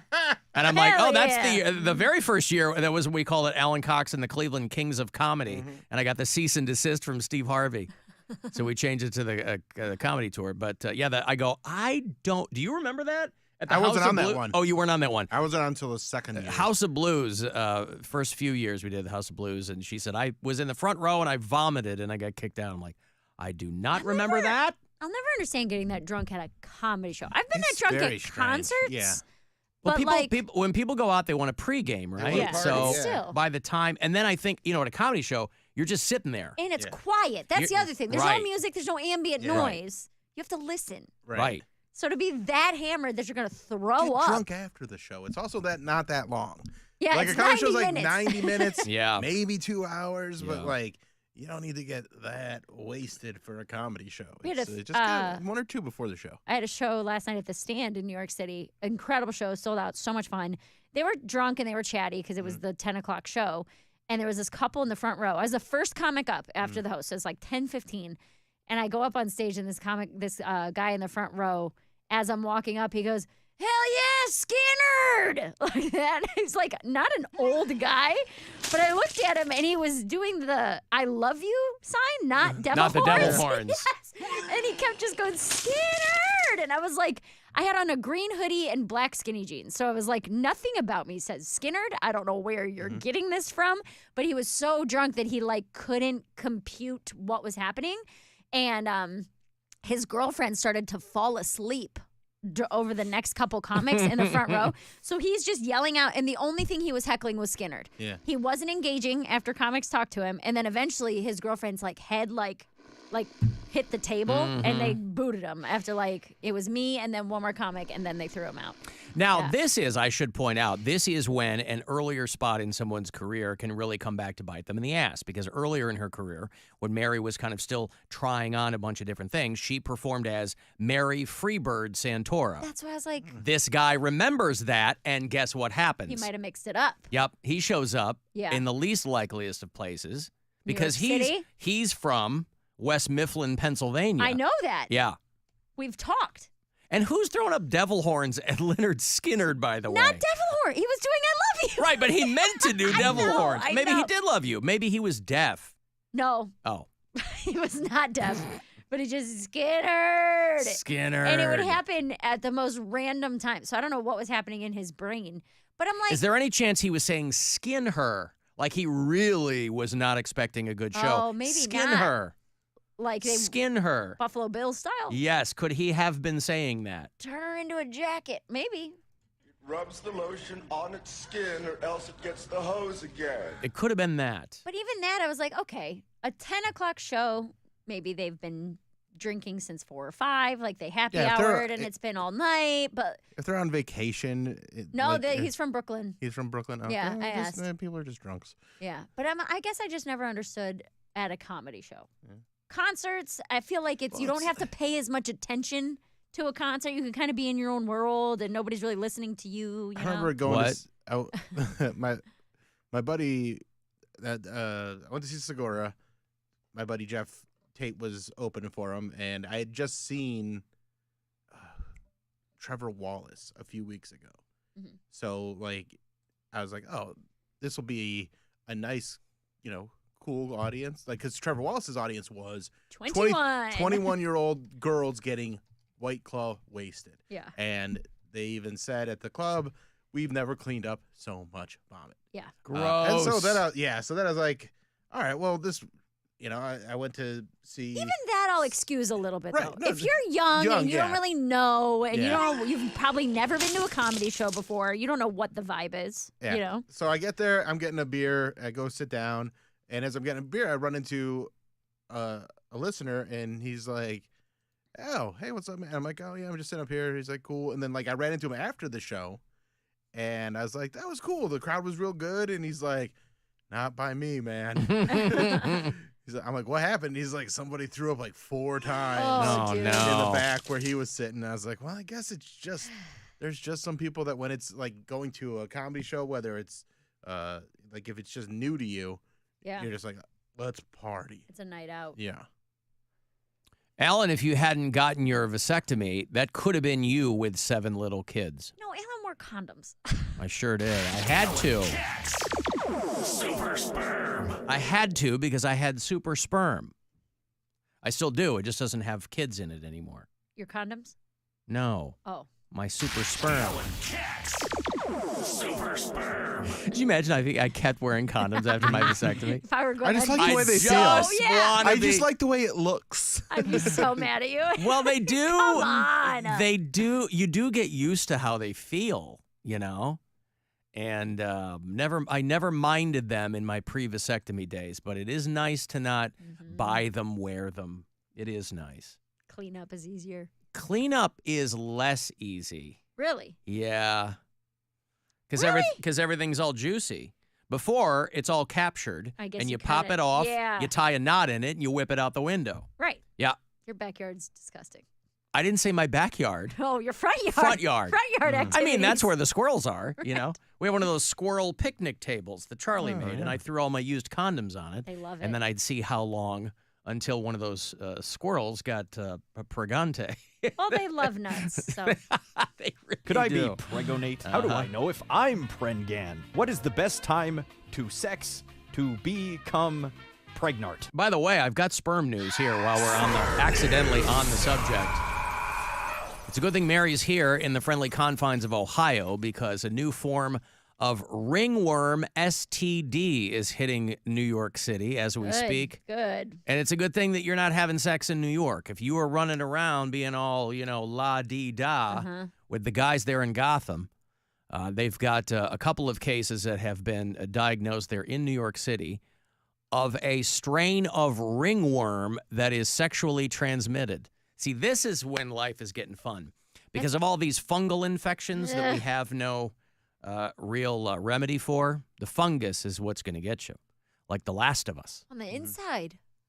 Well, they said that there was a guy, one of the guys they looked at, a guy in New York who became infected with this. It was transmitted sexually, and he got the ringworm rash on his penis, buttocks, and limbs.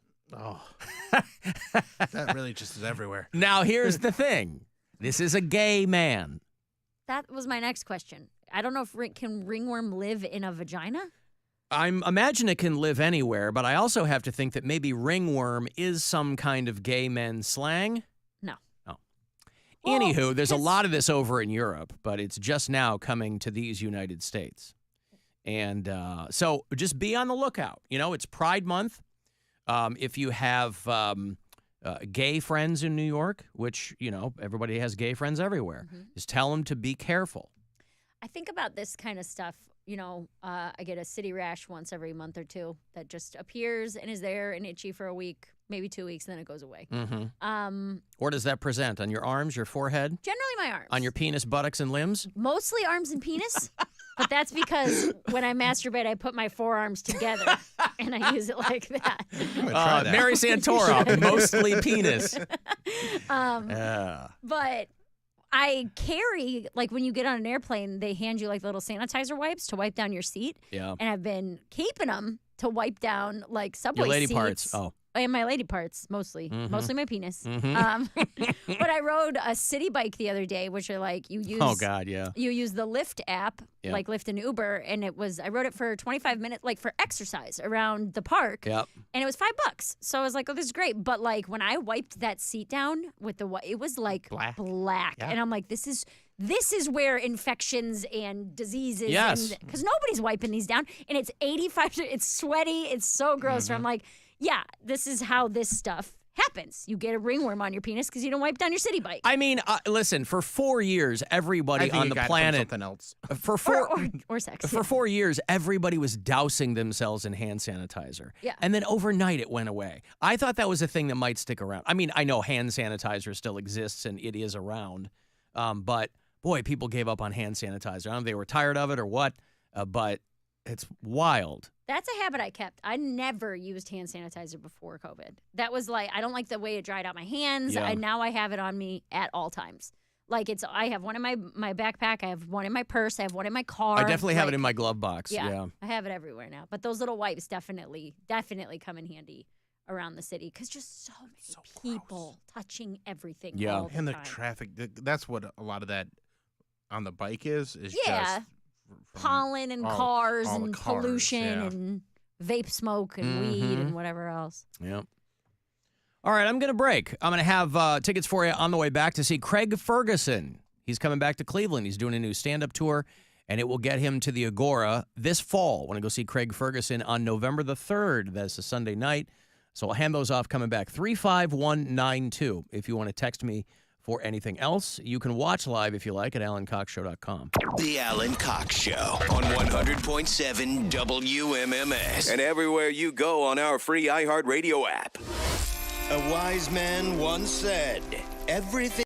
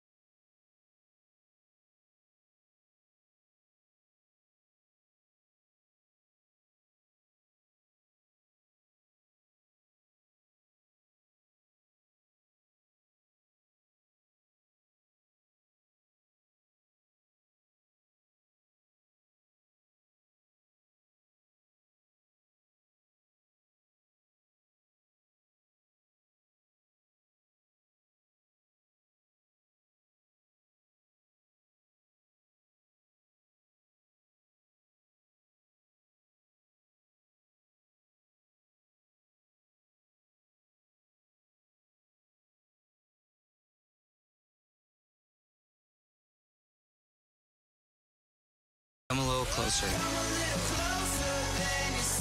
You get to come backstage and interview some of the band, complete with a VIP photo op. All thanks to Live Nation. We're going to get you there for free. For your chance to win, just listen to this station on the free iHeartRadio app. This is The Buzzard. From the Bath Authority Studios. The Buzzard. The home of the buzzard. Buzzard.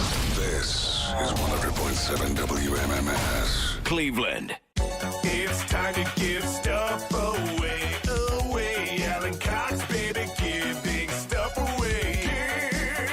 Give stuff away. All right, the return of comedian Craig Ferguson. Very funny dude. He is on the road and coming to Cleveland this fall. If you want to go see him at the Agora, it is Sunday, November 3rd. AgoraCleveland.com. Of course, always has details on all the shows coming through. No shortage of good ones this year. So Craig Ferguson, 2 tickets for you to see him November 3rd. Caller 10-216-578-1007 or 800-348-1007.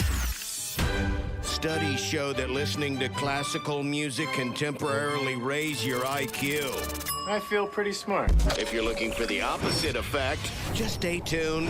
The Alan Cox Show. On 100.7 WMMS. Bicycle, bicycle, bicycle. I want to ride my bicycle, bicycle, bicycle. I want to ride my bicycle. I want to ride my bike. I want to ride my bicycle. I want to ride. You were talking about being on that grody city bike. I was fixing our bikes the other morning before I came into work. I was putting a new tube in the back wheel of Gwen's bike. I was kind of tuning up, and then I'm kind of taking it. I'm like, I haven't been on a bicycle. I haven't gone on a bike ride in like 3 years. But you've had it for that It's entire been time? my bike's been in the shed for like, yeah. Why not?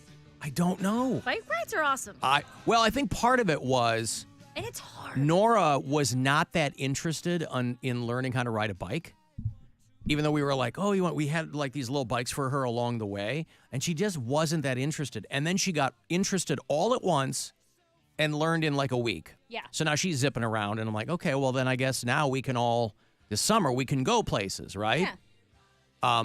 But as I was taking my bike around and just making sure that it felt right and there was enough air in the tires, I was like, holy Christ, I have not been on a bicycle. Were your quads burning? No. No, because I had squatted that morning. Oh, obviously. I forgot how strong you are. But I was like, I haven't been on a bike in forever. And you know what, Bill? It's true. You don't forget it. Oh. It's like riding a bike. I got on, and I was like, holy cow, they're right. That's not just some made-up crap.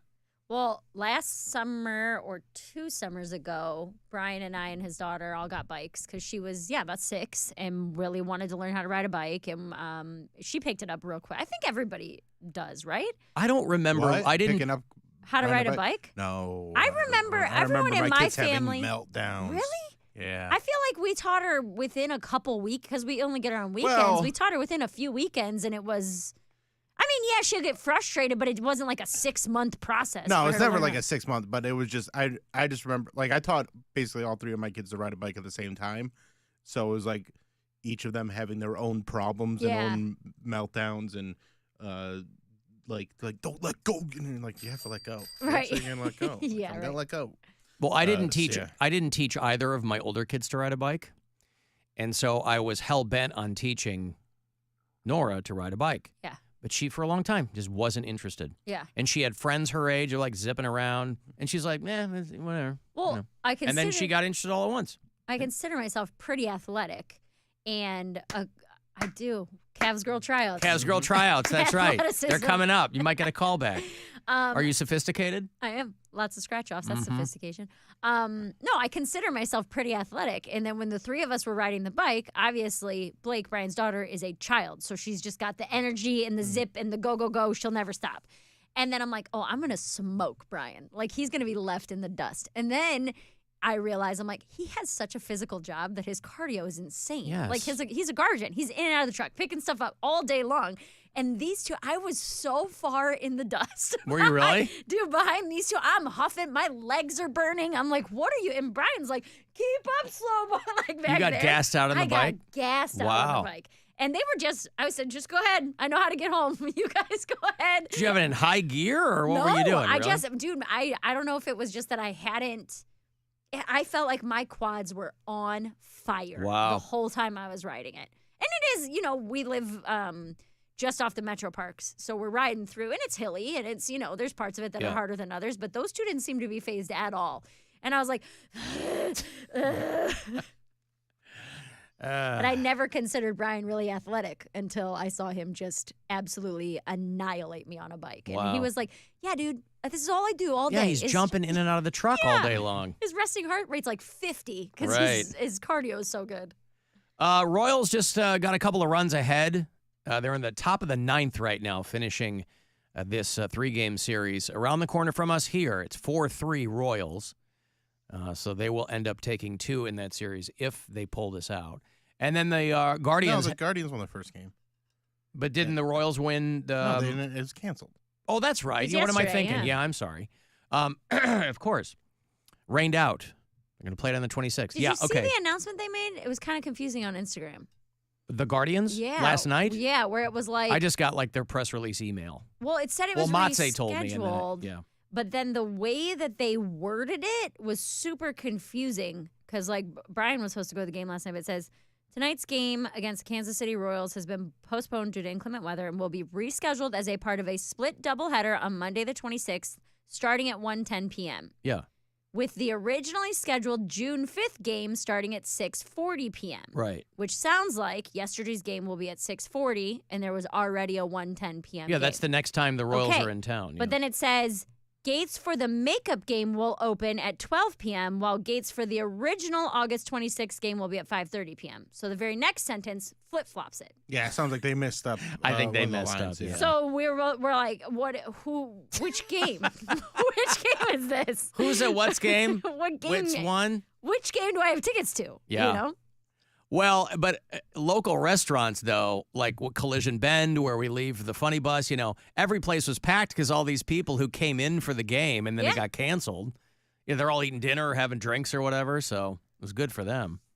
The restaurant around the corner here, they had people, all kinds of people who you just knew they'd never come down here except for Guardians games, wearing the jersey and the thing, and now it got rained out, and you had to know it was probably going to get rained out. That was my dad.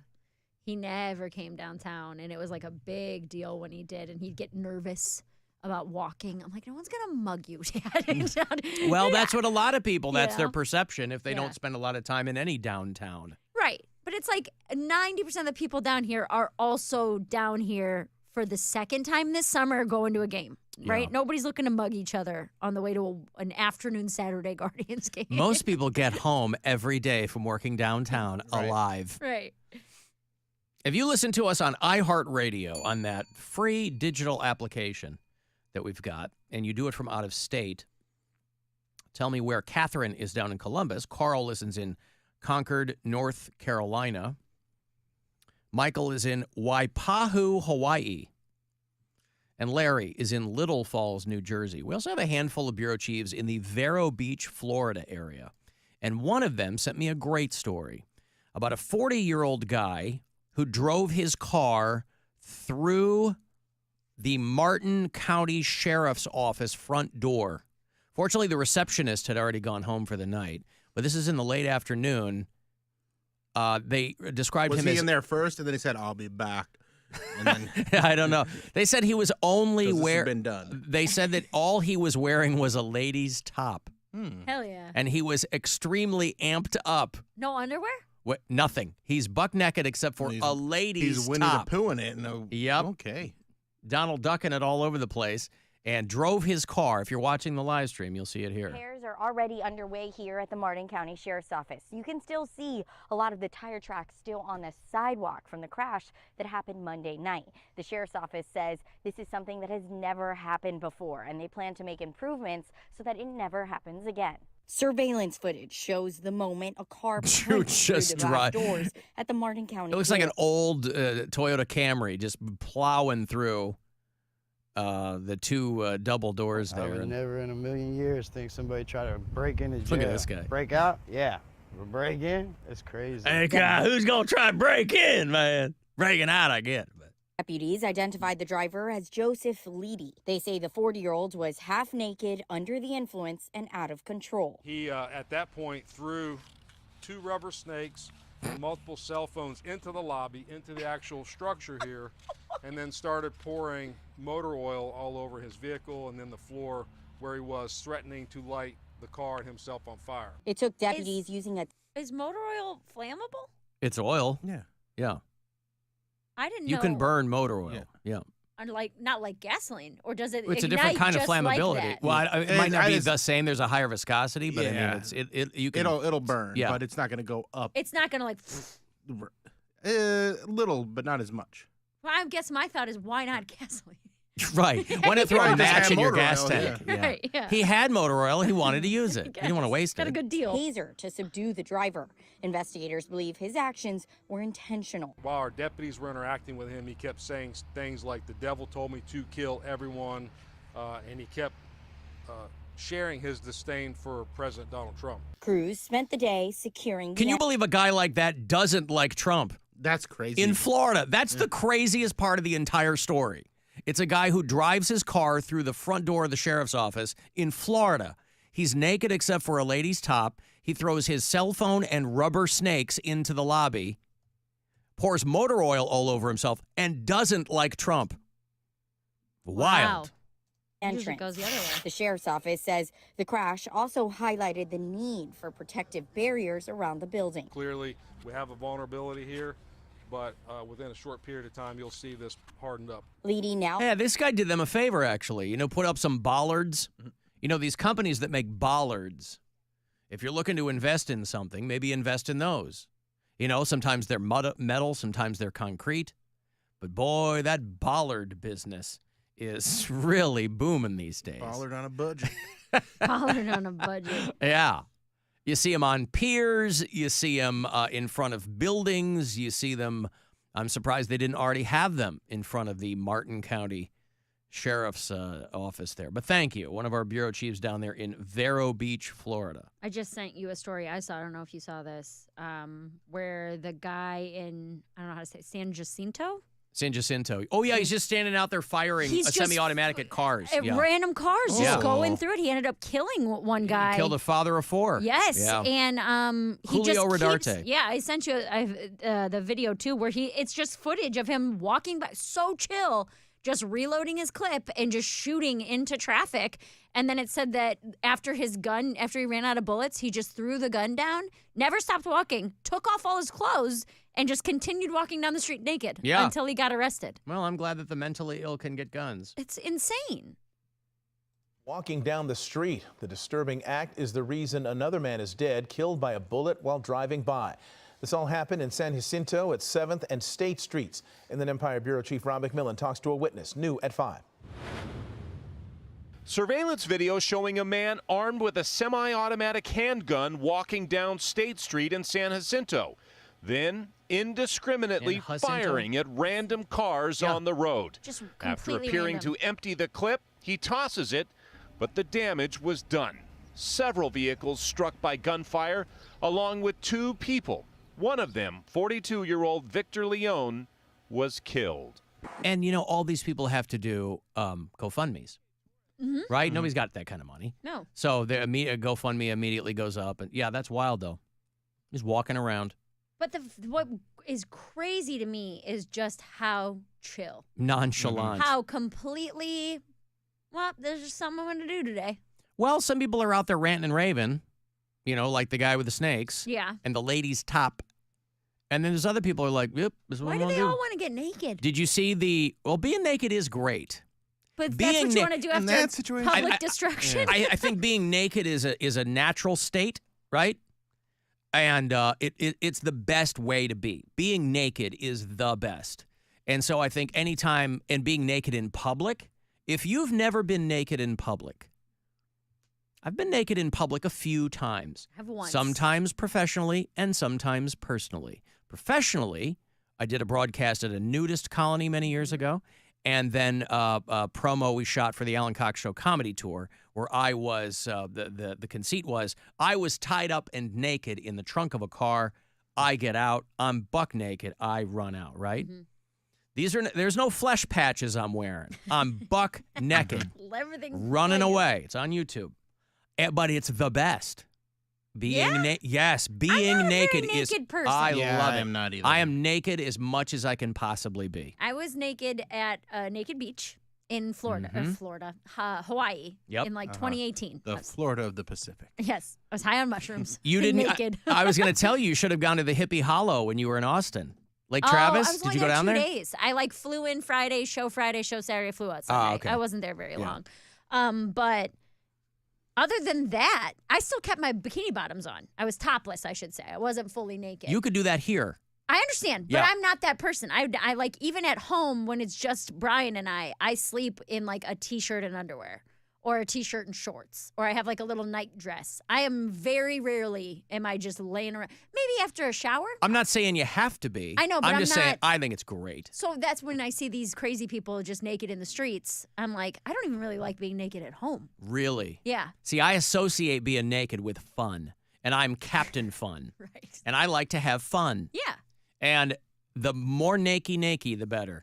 Then get naked right now. Because something good's Do going to it. happen. Do No, it. no. Take all your clothes We're off. in a professional situation. You said you've I done it got in a that professional cheese situation. dip in the fridge. Yes, but I did Take your it clothes at off. a nudist colony and for a bit out in public. This is a bit. Where everyone.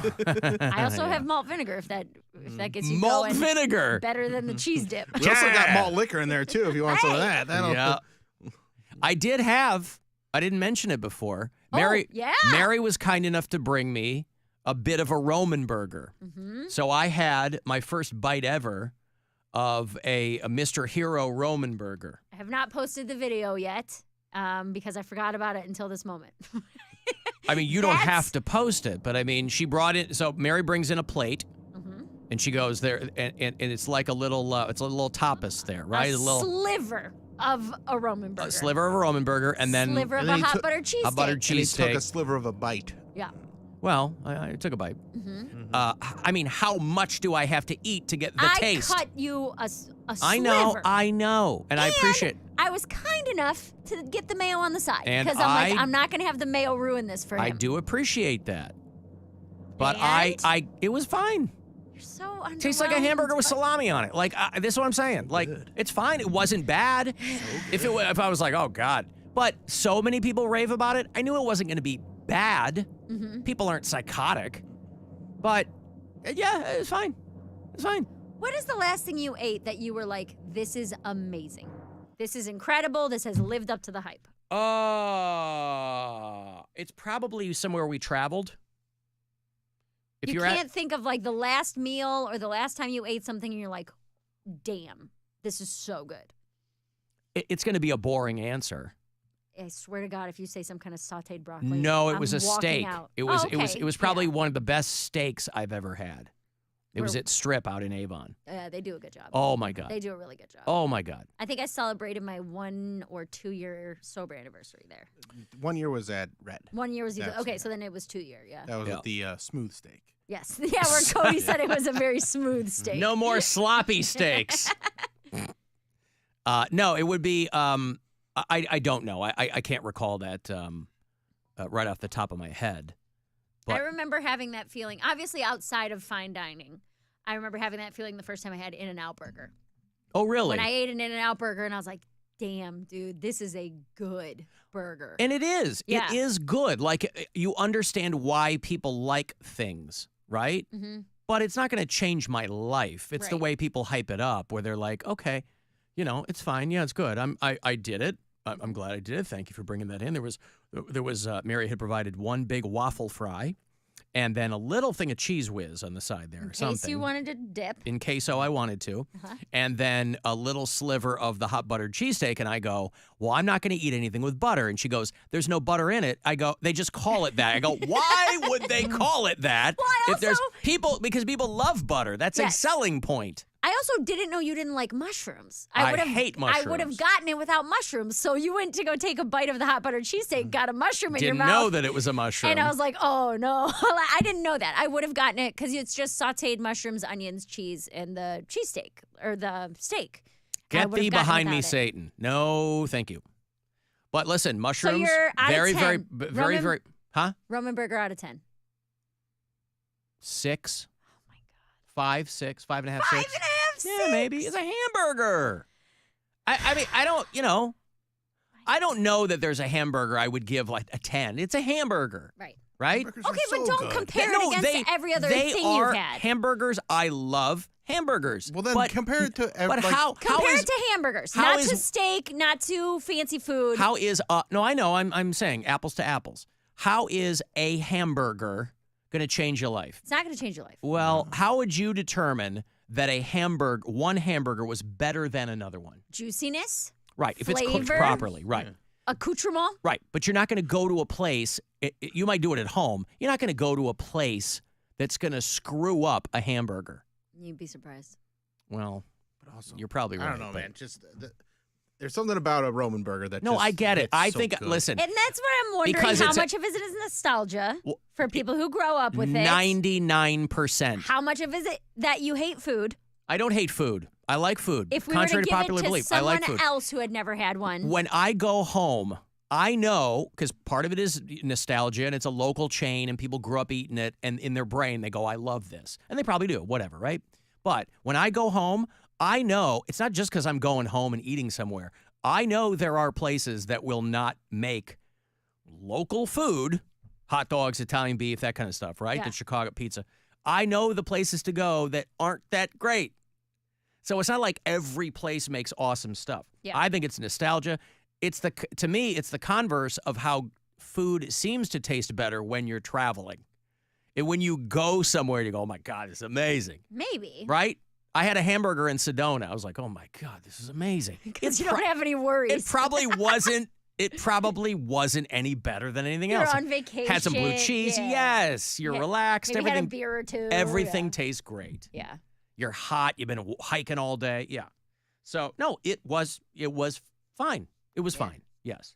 Wasn't bad. I mean, listen. So good. Like I You said. would not order it again. Well, Would you have one? Would you go and have a Roman burger? probably, yeah. Like you did. I'd go, hey, no mayo, please. You know, yeah, probably. Okay. Yeah. Waffle fry?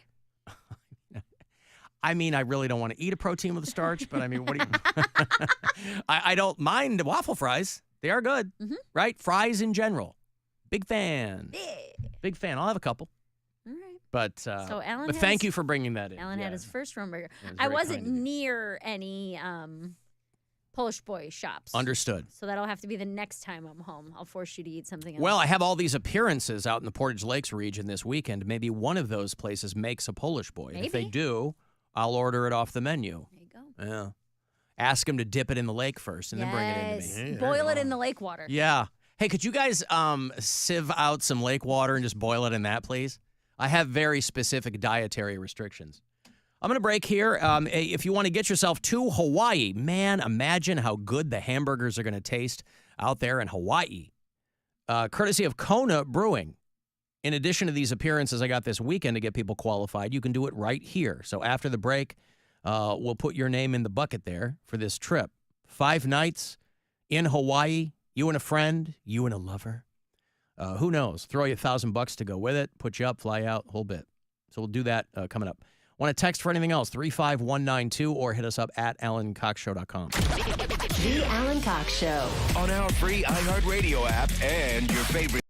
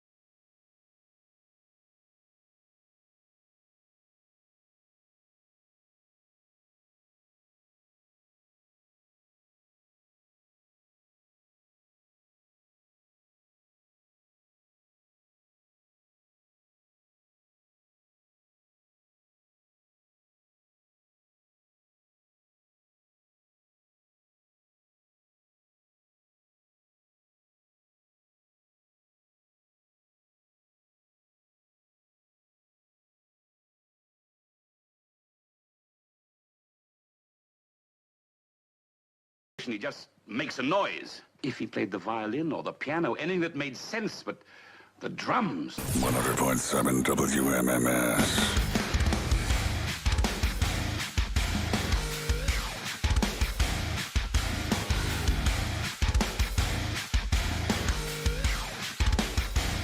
Guardians end up losing that game today. 4-3 is the final, so they split the series with only 2 games played. Last night's rescheduled for a doubleheader on August 26th. At which point you can go at noon for the later game, or you can show up later for the earlier game, or however they lay it out. Who knows? But Guardians Royals, that doubleheader, end of August. Plenty of time before that. The Guardians will start up the weekend series in Miami against the Marlins tomorrow night at 7:10 here on MMS. Then they'll play Saturday and Sunday. Come back up a little bit, play the Reds, and then go up north, play the Blue Jays before they come back mid-month to host Seattle. And, of course, all this month, you can use the promo code CARDINAL, like the state bird of Ohio, for 20% off at CLE Clothing Company. We run a lot of those Jersey Mike's commercials, with Danny DeVito. Jersey Mike's is pretty good. It's my mother-in-law loves Jersey Mike's. It's I think it's very smart of them to do the thing with Danny DeVito because he's so closely associated with Jersey. They have Danny DeVito Day. I can't remember if he's from Asbury Park or where he's from, but the town council or whatever, they designated November 17th every year, which I think is his birthday, to be Danny DeVito Day. But I was reading a story that he would really like to get back together with Rhea Perlman. But that he is, his friends say that he's too chicken to do it. But that he's still, they were married for 40 years. And then they're still legally married. Like they didn't get divorced, but they split up in 2017. They just went their separate ways. But his friends are like, but he still consults her on things and they're close friends and blah, blah, blah. And I'm just thinking, well, yeah, because they're the same height. Yeah. It's got to be as simple as that, just to distill it down to something like that. Danny DeVito, I mean. It's like the clip from Family Guy. It's like, it's either me or nobody. I mean, the guy is 70-something years old, and it can't be easy. But even with the storied career that he's got, they found each other, and that was probably largely due to height. And Matilda. I mean, I think they'd already been together for about 20 years at that point. Yeah. You birth a magical child, and that's going to bring you close, Yeah. He shouted her out. He's still doing Always Sunny in Philadelphia. That show's been on for 25 goddamn years, too. That's a show that I always forget is still on, but I theoretically love that show. But I kind of bailed in, season 5, so I'd need to go all the way back and watch it from there. I just always forget about it. I guess he shouted out Rhea Perlman when he won something for Always Sunny because, of course, Rhea Perlman was on Cheers. That's where she got famous. But, yeah, they had been together for a long, long time. And I guess his friends say, man, if she said okay, they'd move right back in together. That should be the reality show. Getting Danny and Rhea Perlman back together. Yeah. Being DeVito. Mm-hmm. Yeah. But that little girl that played Matilda, her mom, that actress, her mom was diagnosed with breast cancer. Oh. And, while that movie was being filmed, and, Danny DeVito and Rhea Perlman, looked after this girl in real life. Took her under her. Yeah. That's what I mean. And she could move stuff with her mind. She had telekinetic powers. She had what kind of powers? Telekinetic. Yeah. Is that not what that is? No, it is. I just I heard it strange. They separated in 2012 after 40 years together. They ended up reconciling a year later, but then they separated again in 2017. And I would just say, get these crazy kids back together. They've decided to remain married, and they don't plan on getting an official divorce because they're like, look. Why would we? Yes, of course. Why would we? I feel like splitting crap up legally. Right. Yep. Now, you both have been divorced. What? Right? Yes. From each other. Yes. And from reality. Yeah, that's what I meant by it. Thank you. Is it? Worth Can it. you choose how complicated it is? Is it always a train wreck? My parents' divorce was horrific. Ours was not a train wreck. That depends on the people. So that's what I'm saying. Could they could it be very simple? Could you just be like, hey, we already split up our crap. We just want to sign the papers. Yeah, I mean, they have grown kids. Like, my wife and I got divorced when our kids were little, and it was all my fault. And so my ex-wife could have made things much more difficult for me. They weren't easy because it was just a tough situation. But because she's a good mom, and neither one of us wanted to, like, jack our kids' lives up, right? So we were both, I mean, we both had plenty of things to be upset about. But the reason for the explosion in my first marriage was my fault. Yeah. But it just depends on the people. Some people. But I'm saying, can it be as easy as? Yeah, of course. Yeah, especially for just be- people that are in that situation where they could just, like we did a disillusionment. Yeah. So like that was really like there was no, you get this, I get this. Like we just had whatever we had and it was fine. But it was. What's the difference between that and a divorce? Like it just kind of dissolves the marriage. It depends on if you have assets. Yeah. I mean, property is really what screws people up, right? Marriage is easy to get out of. Property, not so much. So it just depends on if you have. And even that was like, because we own, like to this day, I own the house, like it's in my name, but she pays the mortgage on it. And so they're like, well, just legally put this in writing that she pays for it. And she's liable for this. And so we went to a lawyer and did that. That was like the most difficult part. Yeah. And that was really not that hard to do. Yeah. I mean, I had been divorced for over 10 years when I met Gwen. I mean, I'd had a girlfriend, a pretty long-term girlfriend before her, but she walked out. So, but when my ex-wife and I got divorced, I mean, it could have been a lot worse, I guess. I would say, don't get divorced in the state of Pennsylvania. I would say that. But again, I voluntarily was like, I still want to take care of my kids. Yeah. So she got a lot of money.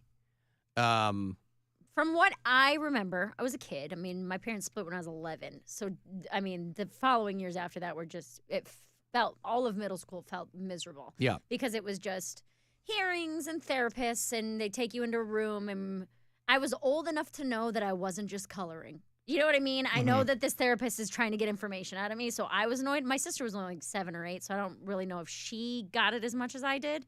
But I just remember being like, it felt like it was bad for years. And so I didn't know if there was an easier way to do like where you can just walk in and be like, hey, we're not in love anymore. Can we just quit? Plenty of people do that. Yeah.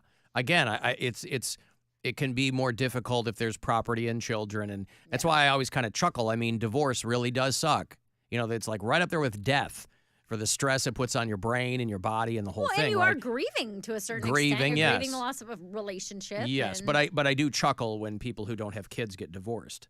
Oh, because yeah. I'm kind of like, listen, God bless you. You're breaking up. You're breaking up. Yep. You take the crate with your albums in it and you go and whatever. Yeah. So who knows if Danny DeVito will get back together with Rhea Perlman. Stephen Canton says Danny will be 80 in November. Damn. They could share a twin bed. That'd be a nice, cute little apartment for them. You Sure.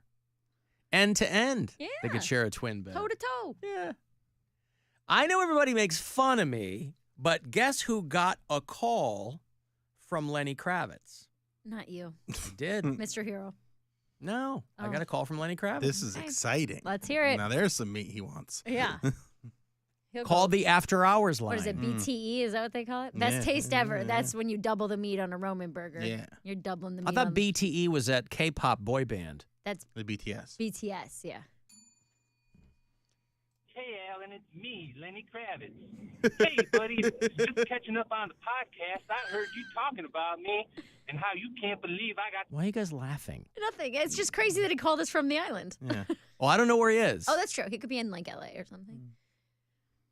Hey, Alan, it's me, Lenny Kravitz. Hey, buddy, just catching up on the podcast. I heard you talking about me and how you can't believe I got this rockin' bod for 9 years of celibacy. Cool doggies. Let me tell you this, sir. It has been a journey. 9 years, that has been some mountains to climb. I'd love to hash it up with you live on the real time, but I can't call into the show. I listened at a different time. I just crawled out of a waterfall. I had to get up early to feed my team of macaws. I got to freeze the cashews and squeak the corn nuts. Next thing I know, they're flipping all around all wibbly-bibbly. I come all squirreling out saying, how am I supposed to get a woman up in my cave if my macaws won't behave? Are you going to go my way? Well, anyway, I had that sent to a voice analyst to determine if it was, in fact, Lenny Kravitz. Yes. And it was. It was confirmed to be Lenny Kravitz. Now, I said, what kind of technology do you use to confirm? And he goes, well, he said his name. His ears. I go, that's all I need is that guy is Lenny Kravitz. Are you going to go my way? Nailed it. Yeah. It sounds exactly like him, right? I was going to see, do you have any audio of maybe a Lenny Kravitz interview that we might be able to compare? Yes, Or I do. Okay. Let me get you some here. Because where is that Lenny I don't know that Kravitz I've audio? heard Lenny Kravitz talk. Yeah, I've only I've ever just heard him sing. This is a phone interview that he did a while back. Hey, Alan, it's me, Lenny Kravitz. Oh, okay. It sounds just like him. Right? So, yeah, that's Identical. what I'm saying. It sounds identical. Well, now what? Are you going to go my way? Are you gonna Hey, go his way? Alan, it's me, Lenny Kravitz. Yeah. So anyway, call me from the island. What did he say? He's got to pet his macaws? He's got his macaws. He's got to to feed them, I thought. Or feed the get macaws. his team of macaws. He's got to shine cashews and squeeze corn nuts or something. I thought he said freeze cashews. I don't know what he said. So are you guys going to like meet up or? Mary, I don't want to push it. Well, you have to respond, right? No. He reached out to you. You're playing this really They're cool. flipping all around all wibbly-bibbly. I come all squirreling out saying, how am I supposed to get a woman up in my cave if my macaws won't behave? Are you going to go my way? Wait a second. Where's the cashew part? That's the first part. Of a waterfall. I had to get up early to feed my team of macaws. I got to Team of macaws. A team of macaws. I got to freeze the cashews and squeak the corn nuts. Freeze the cashews. On an island, where do you freeze anything? He probably has a freezer. Oh, He probably has someone who know there was freezes things for electricity. him. Yeah, probably. So I'm telling you, man, you need to respond. Yeah. Invite him over for dinner. He's out on the island. Show him your condom collection. Listen, I didn't keep them. I flung them out the window onto the squirrel table. Right. I, as a cashew fan, I'm not going to interrupt a guy freezing his cashews. And so I'll wait. I'll see if he calls back. You're going to play hard to get with Lenny We'll go from there. Kravitz. Not hard to get, just, you know. That's hard Are you to going to get. go my way? That's hard to get if you're letting your number one man crush, you're leaving him on red or unheard. Yeah, you might be right. Might be right. Alan, wasn't there a paperwork issue with your divorce? Yes, there was. Yes, there was There that, sure yeah. was. I was legally married for way longer than either of us knew because the lawyer never filed the paperwork. Yeah. So we weren't legally divorced until shortly after I came to Cleveland. That was a fun call to get. Brian was legally married when we first started dating, and he didn't tell me, and then was confused when I was upset by that. Yeah, but you mean legally, like they weren't living together. No, they had been right. separated since his daughter was born. Right. But he was, I forget what we were talking about. Maybe something with him buying a house or something like that. And it came up, and he's like, well, you know, and he was like all coy about it. He's like, you know, I am like technically still married. And I was like, what? And he was like, I mean, we don't talk, it's not like that. And I was like, yeah, but like you're like married. Yeah, though. but it's like, also, but you guys weren't like gonna get married at that point. No, but Yeah. still, that was it just that was a housekeeping detail. I would try and lead with that because still, we didn't that's get something you should divorced. know. Like it was one of those things that like didn't become official till like 2017, and I, it was like 2 years later. Yeah. So there's 2 years where I was dating people, and I'd be like, hey, just so you know, and like I remember. Some Why did it girls take being 2 like, years? We just didn't do it. I think I don't people know. just are like, whatever. We're not living We're not together. living together, we're not You're doing not in my anything, life. and also- Oh, you guys took 2 years. Yeah, we Yes. took 2 years. Oh, I thought you Yeah. said it took 2 years. No, that was Brian's thing too, where it's Yeah. like, yeah, we just didn't really sign the papers yet, or we Oh. didn't And go also- to court about No, we it. signed everything. It's just the lady didn't me file. not having them not being my biological children. Like I wanted to still be able to do like all the school function stuff, Yeah. and like as long as I was their husband, they were like, yeah, whatever. So, and then when they were pretty much all graduated, it's like, hey, we'll just finish this up now. It doesn't change anything. Mhm. It just is weird, I guess. You know what I mean? Like, it doesn't change our relationship. It's just a weird thing to hear. By the way, we've been seeing each other for 6 months, just so you know. Kind of still married. Like, what the hell does that mean? I'm kind of still Yeah, I married. wouldn't let it go for 6 months for sure. I don't know that it was that long. It'd but be I'm like just once saying, or it'd be yeah. like first or second date. Yeah. Like, and be like, hey. No, it was. I don't know that I'd mention it at all. That's what I'm saying. Is Because that it you're- doesn't you- really change anything. It's a piece of paper that neither of you have signed, but you're going to. But it feels like a lie, kind of. No. A lie by omission. Is it a lie? Do you consider not? He's not telling things a lie, Well, omitting information. When other people do, yes. When I do it, no. There are a lot. Lies for me, not for thee. There are a lot of guys out there telling girls that they're separated from their wives yeah. and they're not. And that is a That's lie. Right. But if you have a piece of paper that you are both going to sign. But it is not signed yet. Now again, I don't know why they wouldn't be signed. Like when people are so kind of, I don't understand the fast and loose part with that. Like, just sign it. Yeah. Why are you not? Just sign it. Mhm. Have it messengered over or whatever. Well, that's the Sign other it. part where it's like, is there a hope that maybe you're going to get back together? Which is why you didn't sign it. Well, it sounds Is like he made that- pure but he- laziness. Is it? You It sounds know? like he made that pretty clear that it wasn't, though. Right. Yeah, there's going to be no reconciliation. Yeah, they had literally had been separated since before their daughter was That's born. what I'm saying. If it's been that long, it's like, yeah.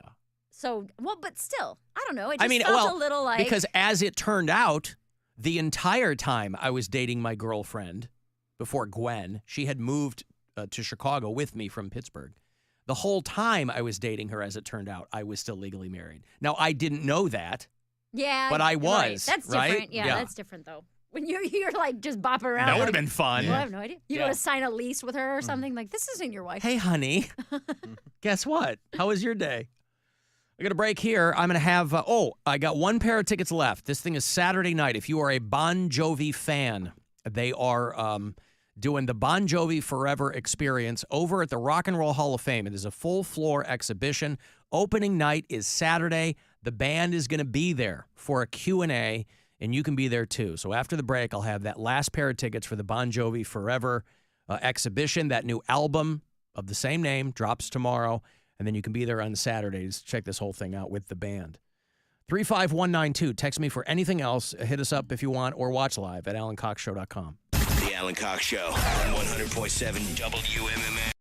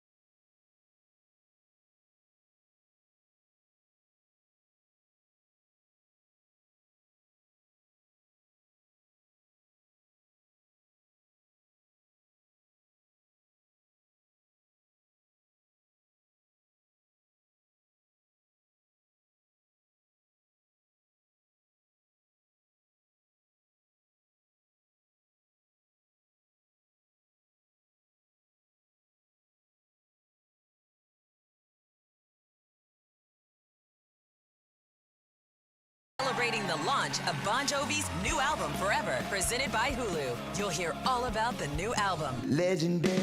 As part of an exclusive interview. That's the magic of songwriting. I literally was staring out the window and I was like, oh, there it is. That's the magic. When it happens, you don't know where it comes from or why. Watch on iHeartRadio's YouTube channel tomorrow night at 7. This is The Buzzard. From the Bath Authority Studios. The Buzzard. The home of the Buzzard. The Buzzard. This is 100.7 WMMS. Cleveland. Now it's time to give stuff away. Time to give stuff away. All right, if you're a Bon Jovi fan, I got one pair of tickets left. The Bon Jovi Forever exhibit. Opening night of this is Saturday over at the Rock and Roll Hall of Fame. You can tour it on the opening day. The band will be there. John Bon Jovi and the boys is going to be doing a Q&A. WMMS.com has all the details. It is a one-of-a-kind, full-floor exhibit spanning 4 decades of their career. The new album is called Forever. It drops tomorrow. And then Saturday, you can be there on the opening night of the exhibit at the Rock Hall with the band. So good luck. Call 10. You get my last pair. 216-578-1007 or 800-348-1007. Pro tip, if a cop pulls you over and they hear you listening to this, they're probably just going to let you go. Because, you know, they figured you suffered enough. The Alan Cox Show. On 100.7 WMMS.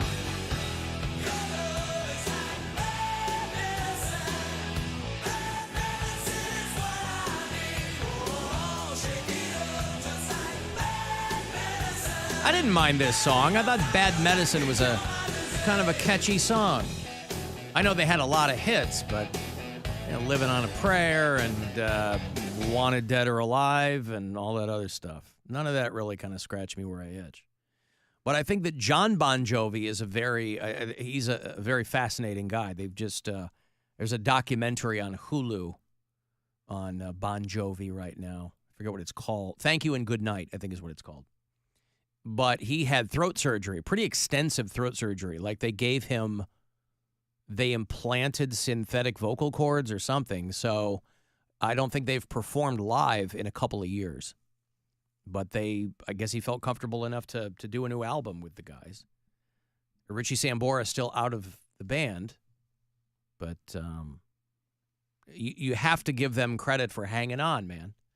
They're still around and still doing stuff. Next week on the show, we will be out Monday, but the remainder of the week, I will have passes for a bunch of shows coming through. Remember the band Switchfoot? Yes. That's a mayor band. A Switchfoot is. Yeah. Their big album is called The Beautiful Letdown. They are on the 20th anniversary tour of that album, and they're going to play the House of Blues in October. The band Ghost is debuting their feature film in cinemas nationwide the 20th through the 23rd of this month. And I'll have passes for you to see that if you're a Ghost fan. If you like a band that looks like death metal and sounds like Elton John, a Ghost might be for you. And then our own Bill Squire, of course, is your next host on the Cleveland Funny Bus. And at the risk of repeating myself, the reason that I do that is because I try to get the information out to people so that they're not confused. But people can't be listening all the time. And so what you get is last night when I'm hosting the Funny Bus, people still think that Bill and I are the ones giving the tour. And it turns out that's why a lot of people are buying tickets. We are not your tour guides. We're your hosts. I did last week. Bill's doing next week. I'll do the week after. With a joke or two. Yes. We had Julia Mary as our tour guide last night, who's very funny. Ran into our boy Brian Sternick because he's he's running a show there now. At Collision Bend, yeah. Yep, after we get back from the bus, so that was cool. But no, we are your hosts. You know, we'll get on and kind of dick around every so often. A couple Take of pictures, all that stuff. But the comedians there with the Funny Bus are they're your tour guide. They're great. Yeah. So Bill is your next host next Wednesday, funnybus.net if you want to buy tickets, if there are any left. There's not many left. There you go. I think there's but like 8 left. I will have 2 pair for you on Tuesday. And then this Saturday, I'm going to be in Madison, Ohio at the Wagon Wheel Bar and Grill. You can get tickets for that at BillSquire.com. Is that Darius Rucker themed bar? I don't think so. Is it? Yeah. In Madison? All they have is blowfish. I don't They know. have to be prepared very Perfectly. specifically so that no one Will die. becomes ill. Also, the Burt Kreischer Fully Loaded Comedy Festival is doing the Benson Hall of Fame Stadium down there in Canton on the 20th of this month. The 3rd annual Fully Loaded Festival. It's Burt, Tony Hinchcliffe, who was just on the Tom Brady roast, Whitney Cummings, Ralph Barbosa, Big J. Okerson, Dan Soder, and more. Did I tell you guys the gossip I heard?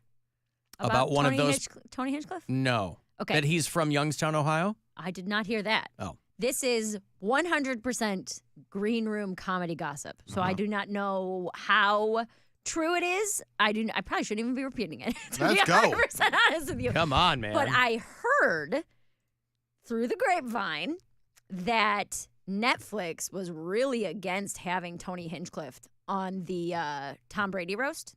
That they were like, we don't like what this guy does. We don't want him on our platform. This is not something we want to be involved in. And Joe Rogan had to personally call Tom Brady's people to have Tony Hinchcliffe on this roast. I'm not a huge Tony fan. I get what he does. I get it's really popular. I get there's a lot of people who like it. I get that I think he deserves all the respect that he gets as a performer. It's just not for me. And so when I saw him on the roast, I was like, okay. He did a good job. It's fine. But it Yeah, was I mean, like, you know. from what I heard, nobody was interested in I it. wonder and why. Joe Rogan had to stick his neck out and be like, reach out specifically, like bypass Netflix to go straight to Tom Brady and be like, tell your people that this guy has to be on this roast. But why the big push for him? I don't know. Well, Joe Rogan and Tony Hinchcliffe are friends. No. But why? Who decides who's going to be who books Probably the Tom Brady. If Tom Brady Tom says, Brady books the comics, or if he says, I want this football player, you know what I mean? That, but I'm Like- saying like those things are usually just a showcase. Like I assume that comedians' managers go, "Hey, she would be great for this. He would be great." And there's for people this. that have like equity in roasts. Like Nikki Glazer's done other roasts, so Right. they're like, this makes sense. Greg Jeff Giraldo Ross, used to be the roast right, guy, you know. And then you have people that are just kind of like Tom and Brett. Tom and Bert. No shirt Bert. I feel like they were just like, most of their fans are going to watch this roast because they have a lot of fans that love football. Right. So they're like, let's get those guys. Well, also And then- Tony, like I know Kill Tony is a really popular podcast, but I think most people watching that roast had no clue who he was. Right. So it's Yeah. like you're gonna get. So my thought But that's is always what most celebrity roasts are like. That there's a lot of Who are these comedians comics, yeah. that only people in the comedy space know. I and mean, they're like, Amy don't- yeah. Schumer, Whitney Cummings, Yeah. like they were on roast, and everyone was like, "Who is this broad?" And that's where they you know? cut their teeth and But made that's their how name. yeah. But that's why I wonder. It is a combination of people you do know Mm-hmm. and then like up and comers. So I wonder how that. I wonder why the big. Well, I don't even think of it as up and comers because I mean Tony does massive tours. He does, And he's been doing comedy for 20 years. and he's no, but I mean to that audience, Right, yeah. right. it's not an up and comer. It's more of a blending of. We can't just have Drew Bledsoe do 20 minutes because it's going to suck. We need people that are actually good at performing. That are writers in and these performers. situations. But they had him he and Schultz were both in the audience or something, and he got up, right?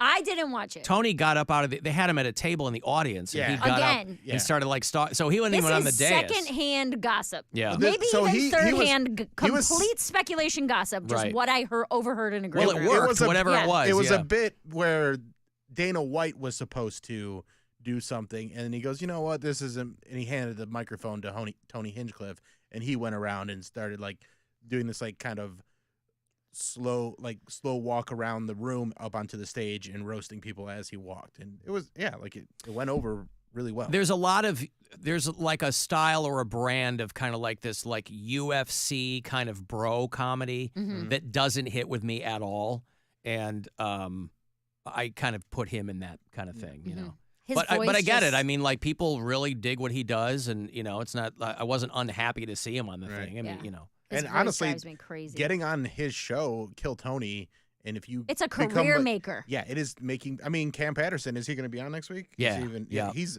sold out I mean, it's the smaller room in Hilarities, but he sold out 4 shows and they added a 5th. Right. Like, just because. Why'd they put him in the small room?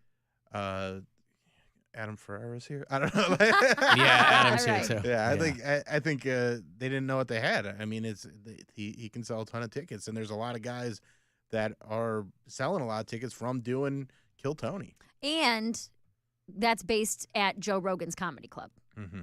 But yeah. Oh, it is? Yeah. Yes, his Tony Hinchcliffe's home is Comedy Mothership, and they do the podcast every week from the Mothership. Where did they used to do it, though? At the Comedy Store when he's still in LA. Okay. And then they moved it to the Comedy Mothership when they all moved out to Austin. Okay. Yeah. And then what did he get the cover of? Esquire People are telling me that he pretty much kind of copped to this. He told this story. Oh, okay. I Yeah. didn't hear that. Yeah, this was Right. just, I heard some much bigger comics than me Right. talking about it. Well, there's and- 4 billion comedy podcasts. You don't know who's telling what story on exactly, what. Right? exactly, yeah. Right. But I was like, bold move. That'd be nice to have Joe Rogan as a friend. To be like, hey, can you make a phone call and get me on Netflix? Like, that'd be really cool if you could do that You for could me, be on an upcoming Netflix roast, Mary. Maybe. Yep. They'll call you the next Nikki Glazer. Oh, what I've always aspired to be. Remember when Nikki was the next Amy Schumer? Right. Yeah. Well, yeah. I mean, because a lot of those people start off writing for the roasts. Yeah. Like Tony used to write for the roasts. And then they go, oh, man, you know, if Jeff Ross likes you. I assumed that, like, Jeff Ross was booking those. No, I don't think so. Huh. I think whoever's getting roasted probably has a decent say in it, right?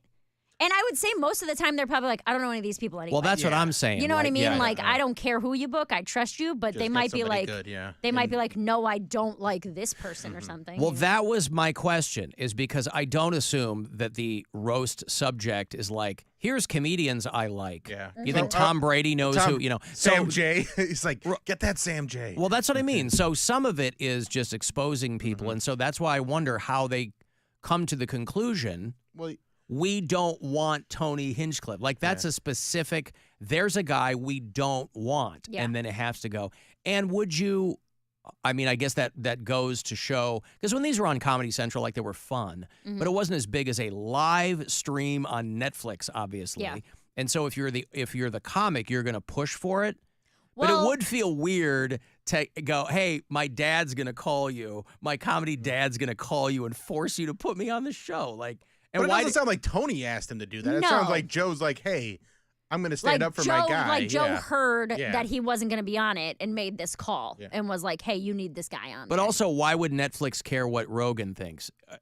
Because he has an unbelievable like influence. No, understood. But I like huge podcasts and all that kind of stuff. But like, what is Netflix worried about by saying to Joe Rogan, thanks but no thanks? But he didn't call Netflix. He called Tom Brady. Oh, Tom Brady. He called Tom Brady's people. Oh, I see. He bypassed Netflix. Right, And but- went straight to the source and said, hey, mate, you need to make an executive. And then Brady goes to Sarandos or somebody, goes, hey, or whoever the EP is, Yeah. and goes, hey, I want this guy. And they go, okay. That's what I heard. But to me, the interesting part is why anybody involved with it would go, we don't want this guy. Well, I mean, they say a lot of slurs, and it's not exactly the most politically correct pod to like Kill Tony podcast out there. And Tony's been Right, under but fire. roasts are all, I guess it's a Sure. different kind of slur, too. But I mean, he's been under fire for not being so kind sometimes. And I mean, there could be any number of reasons why. I see. Showbiz reasons. Right, why Netflix is like not really our brand. Gotcha. You know? And again, 100% speculation. But people are in the chat saying that he talked about it on Two Bears, One Cave. Yeah. With Brett. With Brett. With Brett and Tim. Yeah. Yeah. All right, But well. then he was on the cover of a magazine right after that. Which one was it? Time or Esquire? Or he was like a big magazine. Who was? Tony Hinchcliffe. Oh, I don't know. Probably not Time Magazine. I think it was. He was a man of the year. Who is this guy? Man of the Year? Variety. Time Variety. Oh, Variety. Oh, yeah, Yeah. It's a showbiz Hollywood periodical. Huh. Well, hey, good for him, man. Good for him, because at least that gets you in front of people Well, and who that's might what I was- otherwise not know you, you know? Because you're going to hit a ceiling with whoever's, you know, I mean, the podcasts, you know, do get really big, but there's a ceiling to that, too. You get in front of people doing other stuff, and that's good. Well, is Tom Brady the biggest celebrity they've roasted? or like the biggest? Have they done athletes? I'm not super familiar, but like Tom Brady's a big deal. He's a big deal, but I mean they've done. I mean they did Trump, but that was before Trump was like a political figure, which put him into another level. Dennis Leary, Jeff Foxworthy, Pam Anderson, William Shatner, Flava Flav, Bob Saget, Larry the Cable Guy, Joan Rivers, David Charlie Hasselhoff. Sheen, Bruce Willis. Yeah. So, but he's like, he's bigger than all these people. Alec Baldwin, James Franco. He's James bigger Franco. than Bruce. Well, maybe not Bruce Willis. It's different, but Rob Lowe. I mean, he has a as far as insane rabid following. It seems like he's the first athlete. Yeah. I know Peyton Manning's been like a roaster. Well, I'm sure there's a reason why they were going to do a live stream of that roast. It's Tom Brady. Yeah, that's what I'm saying. That's a pretty big deal. Whole different audience. Yeah. Football people are insane. Well, and Netflix is going more for global audiences too. Yeah. That's why they're doing a lot of these live streams. You know, they're like, oh, you know, at least test the waters there. I've got to take a break here. If you want to get yourself to Blue Heron Brewery, if you're out Medina way or want to make the trip, everybody says it's pretty solid, man, and I have no reason to doubt them. So I'll get you $50 to Blue Heron Brewery in Medina. Voted best brewery by Ohio craft brewers. When your peers give you the thumbs up, that's good news.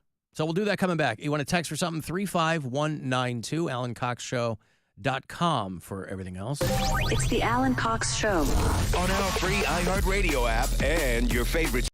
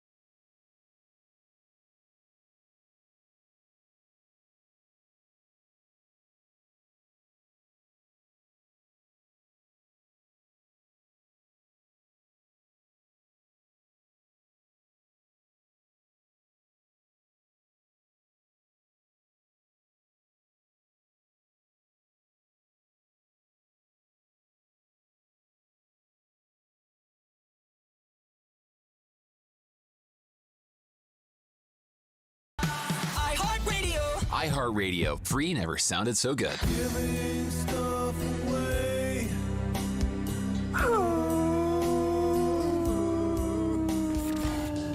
All right, you want to get yourself to Blue Heron Brewery in Medina. I'll get you a $50 gift card.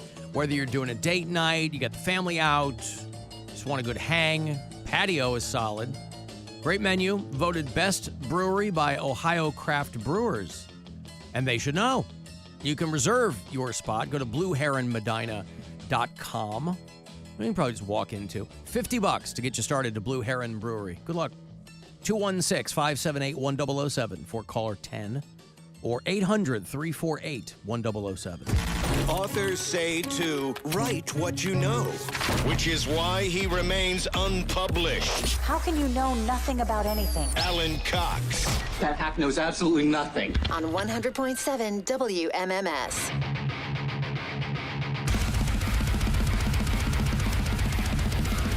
Oh, man, this is good. You cut your arm off with that, you son of a bitch. Oh. These guys are from Atlanta. A band called Alluvial. I'm playing them Saturday night. There's a little taste for you, Mary. A little bit. Oh, it's fantastic. So good. You know, we do a metal show here. I can't play this stuff here. I have to play it for the diehard metal fans. That's right. It's too heavy, man. Hard. Too hard. More appropriately, Saturday nights, we do a show called 2 Hours to Midnight. It's me, it's Corey Roddick, it's Pat Butler, and we play all kinds of stuff like this and local metal. So if you're in a local metal band, you can always submit your stuff to us. Our email for that show is 2htm@wmms.com. And next week on the show, because we have a lot of 2 Hours to Midnight Presents metal shows coming up, Sepultura is doing their North American farewell tour. And that is October the 8th at the Agora. I will have tickets for you all next week for the Sepultura farewell tour. And here's who's coming with them.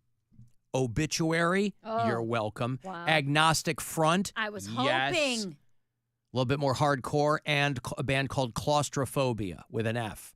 I'm not hip to them. Where does the F go? Right at the front. All right. Yep.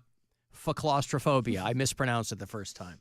So, if Sepultura scratches you where you itch, Brazilian thrash metal, they're hanging up their spurs, and they're doing one last tour of the U.S., October here in Cleveland. So I'll have those for you next week. A bit that I like to do that makes Brian mad is that I call that band Sepulcher. And he's like, that's not the name of it. You get mad at me for the stuff that I Every time. I just said Sepulcher. He's like, that's not, that's not the name of the band. The root is still the same. I know. You're not wrong. I know. Yeah. I mean, it's just Brazilian for grave, Uh-huh. right? So, or Spanish for grave, I guess. I'm Brazilian, but he gets mad when you say that. He just knows what I'm doing. Yeah, And okay. he's like, come on, you know the name of the band. I'm like, Sepulcher. Like when Edgar Allan Poe talked about the sepulcher by the sea, it was this band, right? I do the thing where I purposely misrepeat what Gwen says. Mhm. She'll go, could you take out I go, there's a really bad example. I Yeah. can't come with them. And she'll go, yep, that's what I said. Yeah. And I'm like, oh. Dude, my whole family does that, but not on purpose, where we will mishear something, say it out loud, and then people will be like, what the hell are you talking about? Mhm. And my little sister's best friend pointed it out, that she's like, I have never met another family that does that. That everyone in our family, if we mishear you, will just repeat exactly what we thought it was.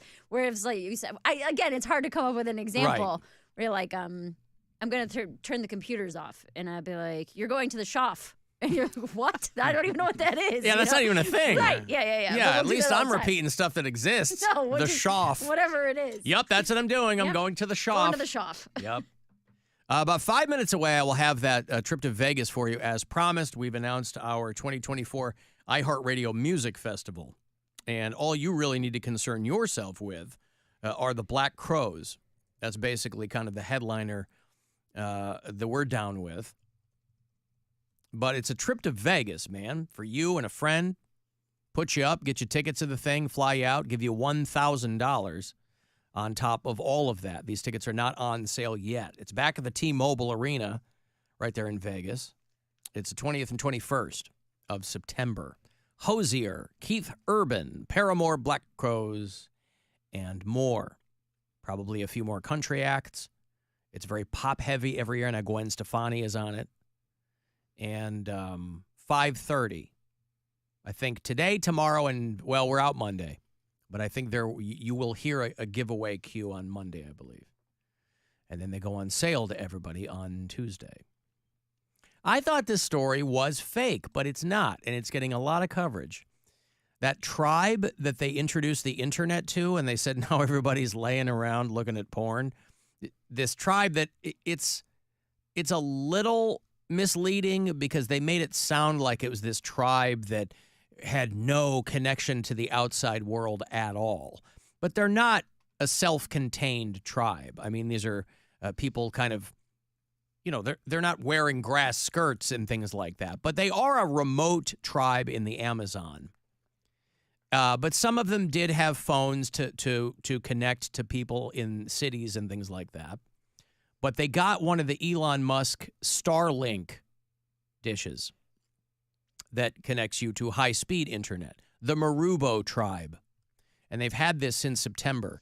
And I guess it's been from an anthropological standpoint, it's been a very interesting snapshot into the fact that people really aren't that different.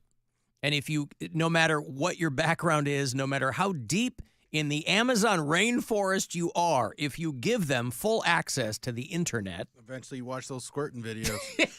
Yes. Everybody loves boobies, man. Yeah. The Marubo, even for tribes boobs can't be that big of a thing because they see them all the time. But not in a sex manner. Like you talk about being young and seeing your mom naked all the time. That wasn't a sex thing. Right. So when you saw her boobs versus hot boobs. Right. It was different. Well, my mom did have a rack. Oh, my God. She had a good rack.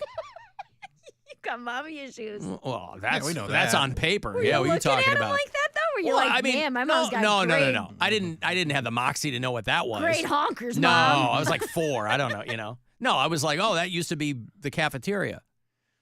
But if your mom's got a good rack or right, not. I know, yeah. but it's a different way to look at it. Yeah. The Marubo people have long lived in communal huts scattered hundreds of miles along the Atui River, deep in the Amazon rainforest. They speak their own language. They take ayahuasca. They trap spider monkeys for soup. Hell yeah. Or to keep as pets. Boy, I wonder if the town council gets together. I wonder how they make that delineation. Hey, I got a monkey. Is this a soup monkey or a pet monkey? Probably fat content. You think that, but they probably all have the same fat content. A spider monkey, they're very small. But if you get a chubby one, that probably makes a better soup. Why would there be a chubby monkey? They're swinging through trees eating bananas all day long. There's chubby everything. Animals, they're running around. They're like, if there's an animal in captivity being fed on a regular basis, they probably get fat. But an animal in the wild, they're expending energy, and you know what I mean? Maybe it's personality based. If one of them is a little cooler of a hang. One of them just moved from a smaller city, and they're like talking to the other one. Yeah, I saw that spider monkey whispering as the other one looked at me, and I didn't care for it. Really insecure. Yep. They're like, we should boil that one. So that would make you a soup monkey. I think I'm a soup monkey. I've heard of soup dragons. I've never heard of a soup monkey.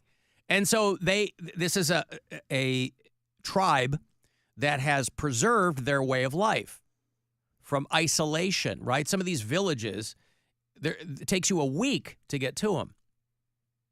Well, they got Elon Musk's Starlink, and it's connected them now to the rest of the world. And they're not the only one. And so they wanted to see what would happen when these tiny villages were exposed to literally the rest of the world. And the photos of these people, like, again, they're not wearing grass skirts. I mean, they're wearing like Adidas shorts and, things like, from the Super Bowl team that loses, things like that. It's people in these tribes that are sitting around and just on their phones, like anybody else would be. But again, I thought it was an Onion headline because it said something like, Amazonian tribe gets internet, is now addicted to porn. I was like, oh, that's fake, but it's not. It was a big, long article in the New York Times. When it arrived, everyone was happy, said Sainama Marubo, 73, sitting on her dirt floor. Helping out with the live stream. Yeah, right. Thanks so much to Sainama Marubo. Who's helping us today? Flinty Pelchmore. Hey, thanks, Flinty. He or she is not deep in the Amazonian rainforest. Maybe. So this woman, she's like, they live in these communal huts. These big huts where some of them eat together and sleep together and cook and the whole thing. And she's like, the video chats are great. They can talk to people in faraway communities. They can call for help if they need, something. But she said, but things have gotten worse. She said people get lazy and young people are now learning the way of white people. I mean, we could have told you that was bad. You didn't need Elon Musk for that. We could have told you to run in the exact opposite direction. Find your antipodal city. But then the old woman paused and said, but please don't take our internet away. But I still want it. Yeah, of course. Come on. Things are worse, but we like it. And that's what we all have in our brains. Be distracted from how bad they are. That's what we all have in our brains. We're like, this is terrible. What else is on this? Yeah, so that's the fundamental dilemma of the internet. Only 9 months into having Starlink, the Marubo tribe are grappling with the same things that have racked American households for years. Teenagers glued to their phones. Group chats full of gossip. Yeah. That's something you don't think about. Gossip. Infiltrating. Gossip, yeah. I mean, imagine the Marubo tribe checking out Perez Bilton, where they get hot celebrity gossip. And they don't even know who you're talking about. Hot Marubo gossip. Yeah. Hot Marubo gossip with Sainama Marubo. Let me get you this trip to Vegas here for our iHeartRadio Music Festival 2024 edition. You want a pal in Vegas, fly you out, put you up, get you $1,000. Somebody's got to win. Why not you? So good luck. $1,000 and a trip to our iHeartRadio Music Festival. Text the nationwide keyword Vegas to 200-200. You'll get a confirmation text and info. Standard data and message rates apply in this nationwide contest. That's Vegas to 200-200. Hello.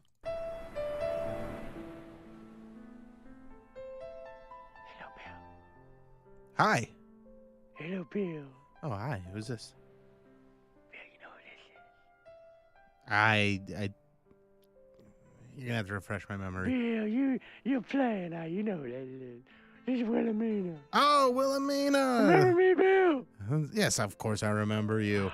How are things? Pretty good, Bill. Just check. I shouldn't say pretty good.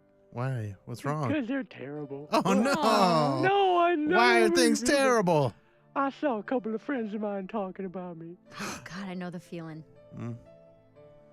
It's not your fault, though, Bill. What were they saying? I just called to hear a friendly voice, Bill. You're such a dick. I don't know what she's talking about over there. Who is that, Bill? That's Mary. She's also on the show. Her name's Mary. Oh, all right. Yeah, she. I thought she moved. She did, but she's still on the show. She moved And back. then and she's still back here like She every already other come back week. with her tail between her legs, Bill. I'm just kidding. I'm just kidding, Bill. City was a little too much apple for the big cheese over there. What? What the hell was that? Doesn't make sense. Anyway, what's up, bro? Too Someone's much being mean to cheese you, for the huh? Big Apple? Is that what you Yeah. said? Too much cheese. Bill, you know I gotta talk to you. Yeah, what's up? I just check. I have a confession, Bill. Yeah. I'm so embarrassed. Okay. I put a video out. Okay. Of what? It was just I got in trouble. It was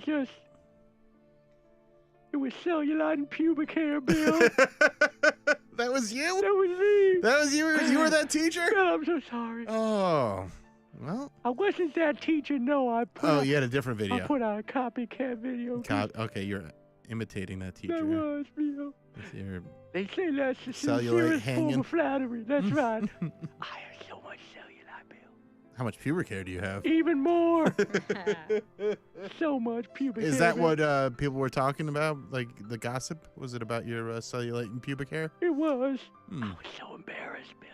I just need to hear a friendly voice. Well, And that's yours, Bill. Well, I'm always happy to hear from you. And I've- just things will pass.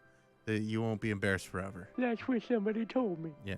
But not yet, Bill. I'm still being mocked. Mm-hmm. Because I have so much pubic hair. So much pubic So hair. much. It goes up to my ribs. Ugh. Are you sure that's all I am pubic as hair? God. I am as God made me, Bill. Okay. Please don't join in the Bill. Large. Don't join in the chorus of mockery. I'm not mocking you. I'm just more trying to understand what It's not how. it's not difficult to understand. There was too much apple for the cheese, Bill. Whatever you say. Yeah, I get you. All right. Well, I mean, If you- have you ever thought about trimming your pubic hair? Yes, of course. But it grows back so fast, Bill. Oh, okay. Back so fast. Maybe that you could do you could get it lasered, and that would remove it forever. Oh, I don't know about that, Bill. I already have so many medical bills to pay. Oh, okay. What other medical bills do you have to pay? The last time I had pubic hair lasered off, I'm still paying those bills. Okay.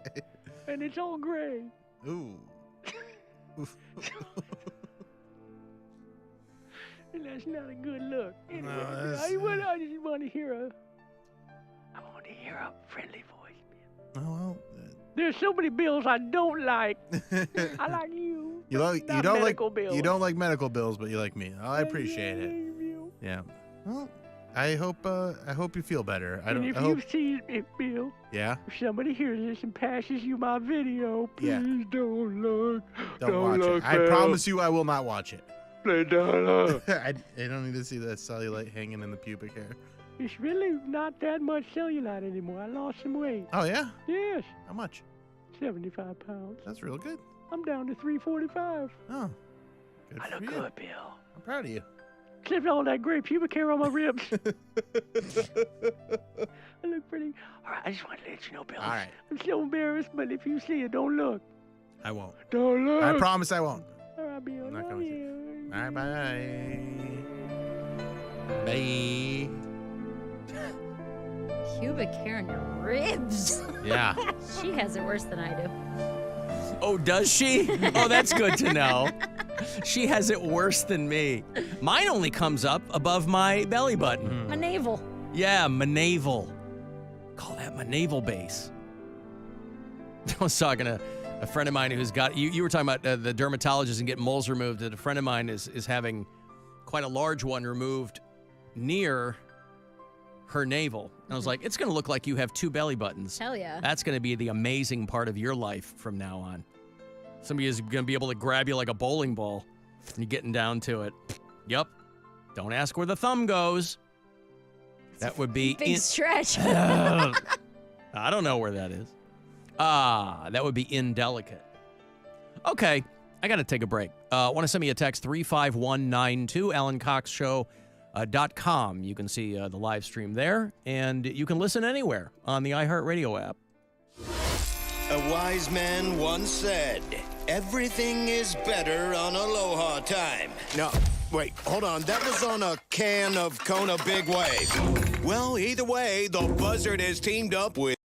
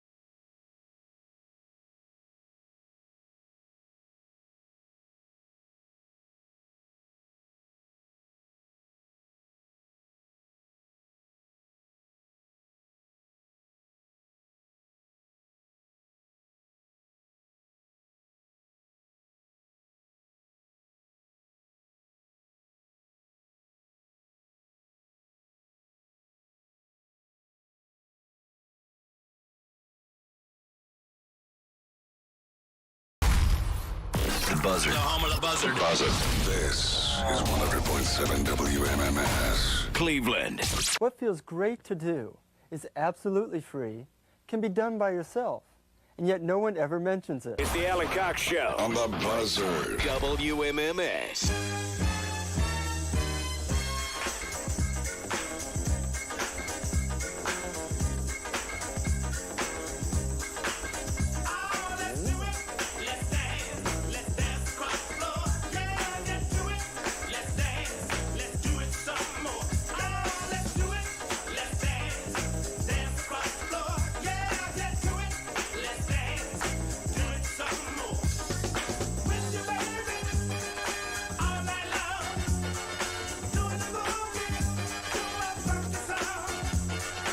Boy, AI can't do this. AI can't do what Jimmy Bo Horn did back in the 70s.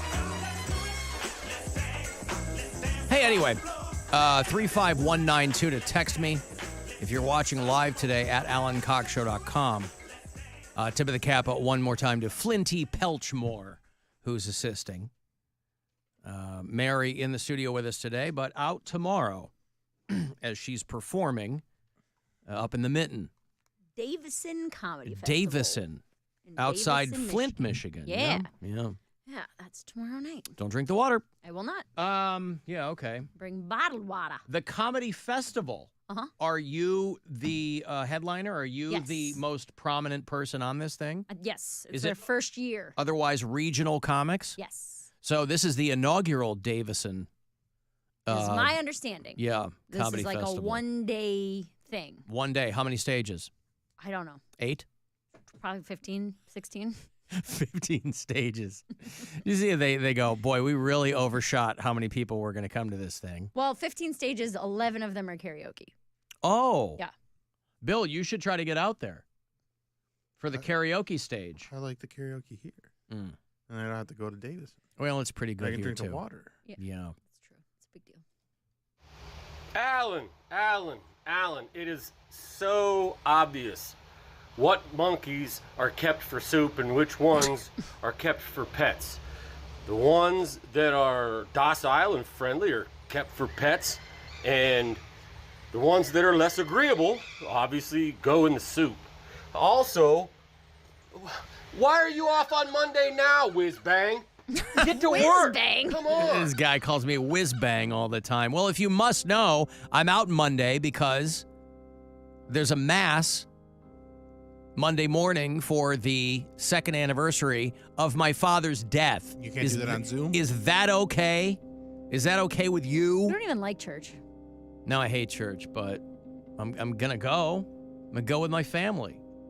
So I gotta leave my appearance in Portage Lakes on Sunday afternoon and drive home to Chicago so that I can be there for 7 a.m. mass. I'm like, Mom, you couldn't get a noon or something? She probably wanted it that She's early. like, hi, honey. No, because initially she told me it was a 10 a.m. mass, and I was like, okay, that's cool. I would have just gotten up early and driven. Why not fly, dude? It's 1 hour. I don't mind the drive. Yeah. Because then I got to take the L into the city, and I don't want to do that. You're Yeah. a Can't your millionaire. family Take an pick you Uber. up? Your family wouldn't pick you up? I guess they would, but I mean, it's that early? I'm not going to have somebody come pick me up at Take an Uber. whatever. I don't mind the drive. Or I'm even saying Sunday. Well, maybe there wouldn't be a flight out Sunday night. I don't mind the drive. It's fine. But yeah, so that's why I'm out Monday. His dad is dead. Sir. Idiot. Is that okay? Did you see? I posted on my Instagram. Some lady left a comment about me stealing my dad's GoFundMe money at 5:00 this morning. Where did that come from? Nowhere. What was the post about?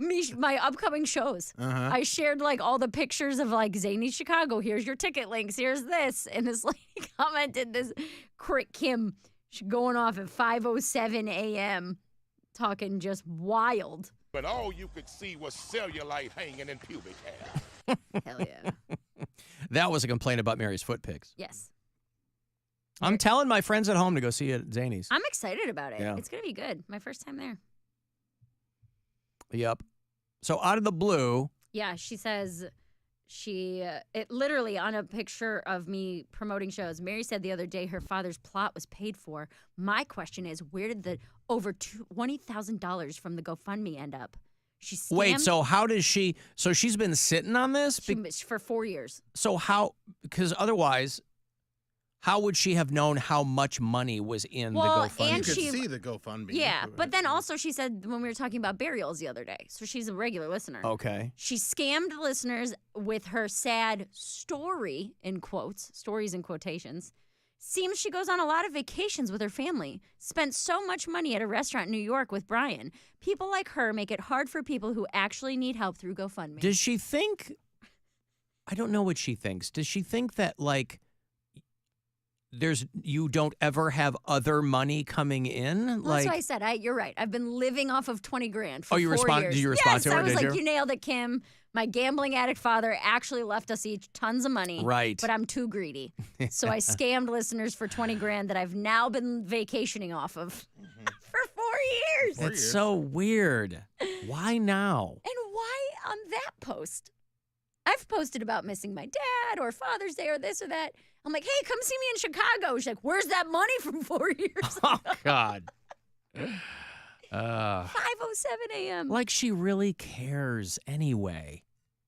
Just wild. Let's say that it was, in fact, determined that there had been some financial malfeasance on your part, right? Misappropriation. A misappropriation of funds. Right. Then what? What is she going to do? To out me as the criminal that I am. Out me as the criminal. Yeah, there's a lot of people out there who hate criminals. Yeah. I could run for president. That's right. All the law and order types, boy. Flying that flag. Yeah. Very mad. Very early. Or maybe late. Maybe she was up and drunk or something. I have no idea. But yeah. I saw it in the TSA line at 5 o'clock this morning. Like, Kim, go to bed. It's 5 o'clock in the morning. What are you doing? Yeah. Come on. Hey, she can't. Maybe she had to get up for work, and this is the first thing that she wanted to do. Like, this is how she starts her day. She's like, all right, I have to get to work, but first, I need to accuse Mary of fraud. That pumps her up more than a cup of coffee, that one, man. Killing it. Anger never sleeps. Right. Mm-hmm. Yeah. So you mean to tell me you're going for a 2-year anniversary to a mass at a Catholic church that you don't even believe in God, which I don't either. So what's next? Mary's going to go to McDonald's for her dad for the anniversary of his death? Unreal. I don't get it. I believe in McDonald's. Yeah. I'm like McDonald's is real. on record as being one of McDonald's biggest Yeah. supporters. And by the way, dummy, this is to honor my dad and be with my family. Yeah. It's not everything's about us, right? Not everything's about you. Not everything's about me. It's not about me. It's about going to honor my father and his memory. It doesn't matter that I don't go to church. Honestly, No, it's I'm more actually for kind of your with this mom. guy, Alan, because I really want the day off to go swimming in my pool. And it's going to be like 62 on Monday. So could you do it on Wednesday when it's going to be, or Thursday when it's 80? Yeah, could you do? Trust can me, you switch it? I said to my entire family, I said, I can't believe you guys can't accommodate me and have this in a park. Right. And Can we just call it like we did? A celebration of life? Does it have to be this whole big Jesus You don't thing? even believe in God. You're right, I don't, but I believe in my family, and my dad was real, by the way. Well, and that It's got nothing to do with me. it's more for your mom too. Of your mom course it is. religious. Your mom is still alive. That's something she wants you to do. My mother is still a practicing Catholic. Yeah. That's right. And so, of course, You think only time I ever go to church is when I'm at home. And like if Gwen and Nora are with me, we don't get up and go to church. Right. But this is just me. I'm going home and I'll go to mass with my mom and my siblings will all be there. Say what? Do you think this is the day she's going to introduce you to the new guy? Shut up, Bill. What? It's He the, goes, it's the priest. I figured, yeah. But It's like in illegal. Sopranos. Yeah. He's not supposed Oh, to be God, dating The anybody. Sopranos. That guy showed up, that actor showed up in a show on Apple TV I was watching called Sugar with Colin Farrell. And I was going, how do I know that guy? Why does that actor look so familiar? And I had to like Google the dude. And he was 25 years ago, he was the priest on The Sopranos. It's like, that's why. You know, you'll see an actor, but you remember them from another role, and so you instantly don't like them for some reason. I go, how do I know? Why do I hate him? Right. I started watching Clipped last night, the Donald Sterling thing over there on FX, and there's an actor in that. I go, oh, I like that guy, but he had hair, and this other show, I'm like, but he didn't look like that. Who is that guy? He's on this great show, Billions, that we used to watch. It's done now, but he was one of the traders on Billions. I was watching The Aviator last night with my girlfriend, and with DiCaprio. Yeah, I've never seen that. That's about Howard Hughes. Yeah, yeah. It's a good if you're trying to fall asleep. I watched. Well, that's a Scorsese. It's like 3 hours long. It's or a something. long one. It's interesting. He had a crazy life. Yeah. But Danny Houston's in that, and he's one of those guys I always forget is like an actor. He's But in great. it. He's great, but I'm like, who? And it was kind of that same thing. I'm like, who the hell is that guy? Yeah. Why is he? And he was Stryker in X-Men Origins, Yep. Wolverine. 30 Days a Night. Yeah. He's the main vampire. He's the main vampire. But he was also on this show that I watched. Boardwalk Empire. No, but it was about like Miami in the 50s. Oh, it was with the Bobby Dexter. Cannavale That one, was right? Dexter. No, it was because he's in the Crow reboot too. No, that was called Chips. Oh, oh God, what was that called? Chips. But it Sesame Street? It was I Magic watched City. Yeah, Magic City. I watched the first season of that. I thought, and he was great in that show. But I can never remember his name. Danny Houston. Yeah, But he's also a guy that he's perfect for any role that takes place in the 60s or like earlier because he just looks like an old timey guy. And he kind of has like this reptilian look to him Yeah. too, so he's a good bad guy. Yeah. But he's Hollywood royalty. He's from the Houston family, like Tony Houston and Angelica and John Houston and. I had this happen watching the movie Luther with Idris Elba. Yeah. And the movie or the show? The movie. Yeah. On Netflix the other day, like over the last week, and I'm watching it, and the bad guy in that, I was like, man. Again, that same feeling. I don't like this guy. I think he's kind of skeezy. And it's because it was the second time I had watched Luther. And I didn't realize. Oh, really? Yes, I did not realize. Because that movie's like 2.5 hours long. And I was like an hour and 10 minutes in before I was like, I've seen this. And I was like, that's why I don't like him. Because I've seen him in this exact role. I loved before. Danny Houston's in the Naked Gun reboot too with Liam is he? Neeson. Okay. I loved the Luther show. But that movie, it's long. And I didn't even there's a finish lot it. going on. I have no idea why. I'm watching. I go, man, this is just not hitting right. And it's like it's not very good. The action is not very good. Yeah. Idris Elba is a very fit guy, and he was like, maybe he's not that fit, but he's like running slow and like wasn't really throwing punches. And I was like, maybe because it's British that it can't be that violent. Oh, I don't know. Nobody had guns. Well, that. I mean, Well, and then like also there were little inconsistent. Like he went to go talk. He's in prison. And he goes to talk to someone visiting him. Nobody walked him out in shackles. They just opened the door and let him in. But then he still walked around and sat on the other side of the glass. Yeah. Like, it was very strange. But yeah, I was halfway through that movie before I remembered, oh, I've seen this. And that's why I don't like this. I think there's shows like that. Luther is one. We used to watch a show called Ray Donovan with Liev Schreiber. There's on Showtime for many years. And there's sometimes some of these shows that will just end. They're just not going to make the show anymore. But they have so many fans that flip out that they go, okay, we'll make a movie and wrap everything up. But they don't really know how to make the movie. And that's how I felt about Luther. I've still never finished that movie because I was like, man, I'm not liking this. Want me to spoil it? No. Okay. Does he ride his motorcycle straight into a semi? Yes.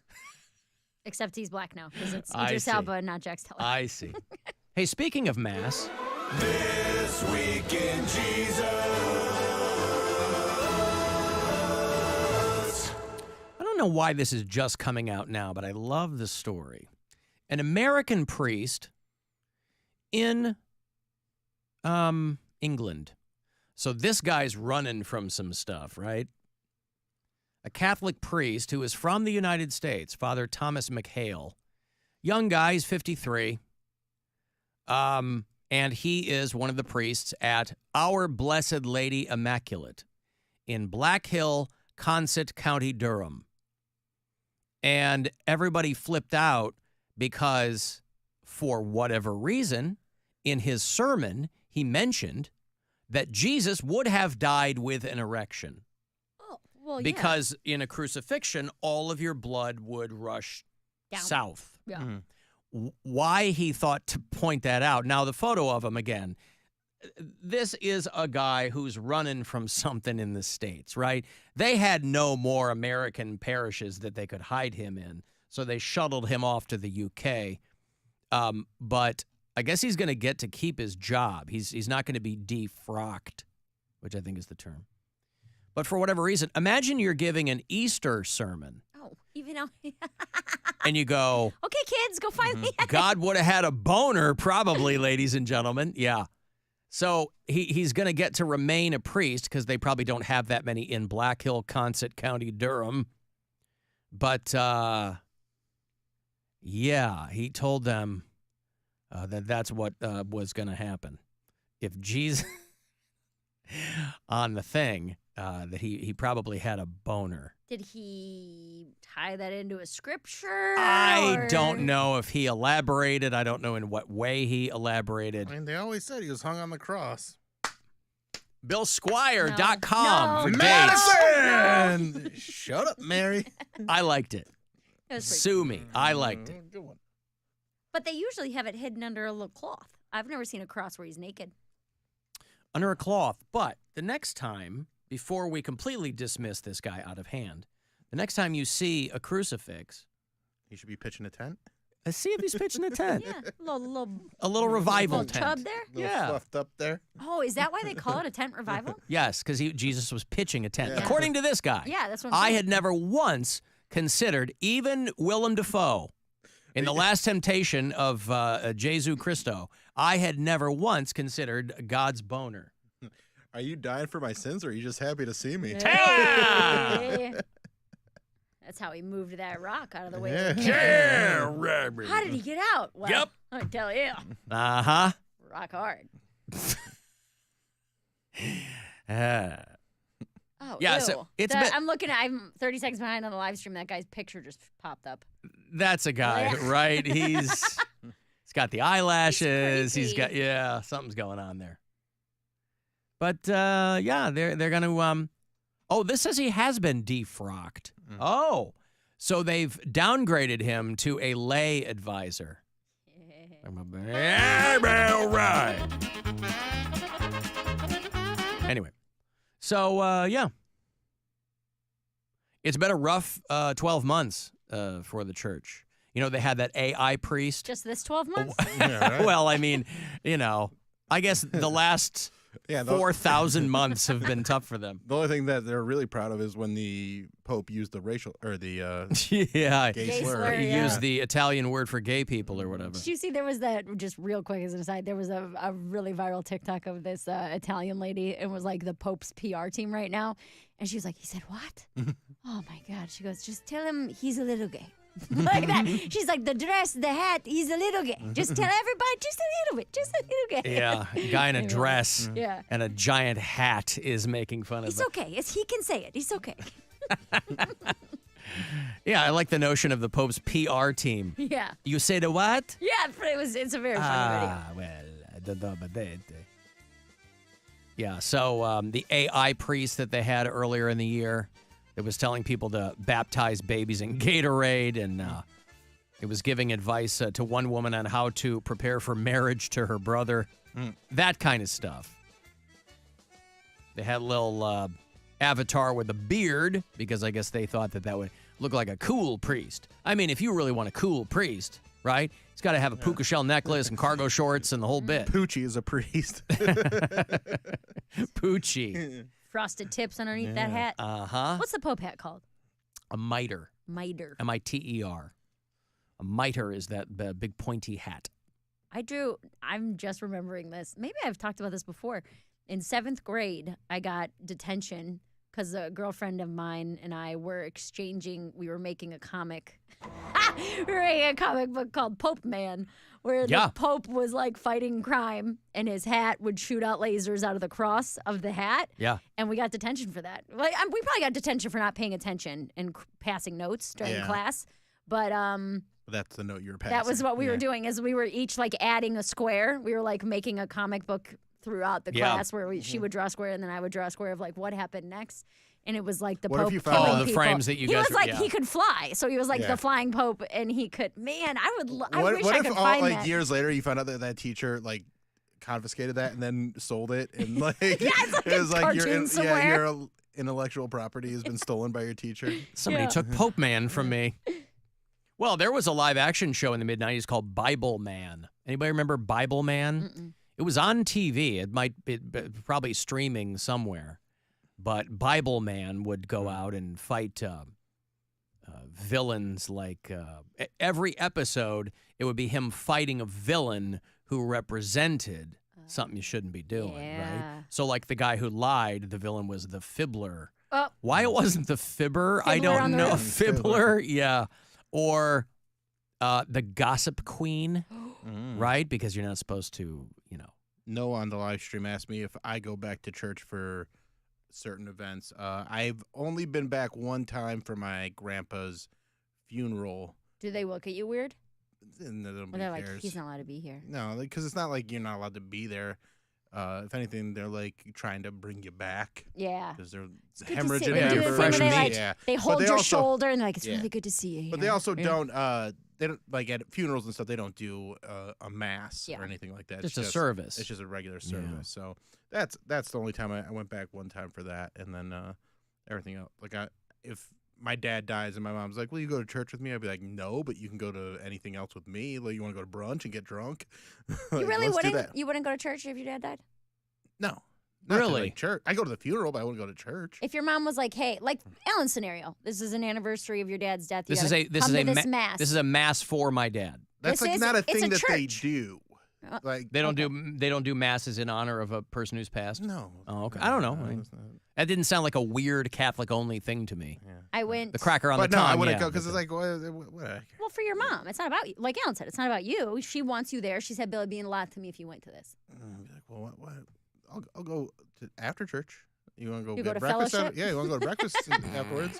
I'll take you a breakfast. Let's But have you a know, Danish. I don't want to be here for this Mother claptrap, sits here with his as card. Alan would usually Would say. you like to leave a message? I see that she gets it. If that's true, then you must know my mother's maiden name. What is it? And now the same question for you, Mary. Would Yeah. you go to church? Oh, yeah. I'm not against church at all. I don't really like the people. I've never minded a sermon. I usually feel better after I leave a church service. You know Does what it I mean? need to be on a mount? What does that mean? Your Like sermon. on a mountain? Does your sermon need to be on a mount? Like a mounted horse Obviously, cock? you're not really paying attention to this. Yeah, as in the sermon on the mount. No. Oh, okay. Does it have to be? Do you mean does it have to be on a mountain? Is that what you mean? This is like the cops that have the horses. Yeah, that's right. The sermon on the mounted. No, I don't care. I'll go to church. It Someone doesn't was have like, to be location specific. even if my friend like reached out to me and was like, hey, I kind of want to go back to church, but I don't want to go by myself. I'd be like, yeah, I'll go to church with you. What Somebody about call her bluff? I'm not getting, that doesn't bother me. Church what doesn't bother about street preachers? me. They are loud. But they're just yelling scripture. They're yelling. Well, I guess they're yelling in church too. But it's also, okay, here's my thing. They're doing it in a place where people don't want it. If I'm going to church, that means, hey, I would like to Gotcha. hear what you have to say. And That's why I don't appropriate- want to go to church because I don't want to hear what they have to Right. say. Because Or at least I'm it open to doesn't- hearing what you have to it say. doesn't make me feel better. The most depressed I've ever been was because of church. Right. Now, was it because of church? Yes. Or church people? Church and church people, Not kind the of all the teaching? same Oh, way. yeah, Yeah, okay. the I don't mind the teachings. some of them are good. Some of them are great. Some of them are good, and I was able to extrapolate those few good things, and then everything else I was like, this sucks. Yeah. It sucks a lot. I only adhere to the teaches of peaches. Everyone For that you. practices sodomy from the day of this message will get cancer in the butthole. It'll burn and burn and burn. That's kind of preaching I like. All right, I got to take a break here. You want to get the last word in? Send me a text, 35192. It's the Alan Cox Show. Everywhere.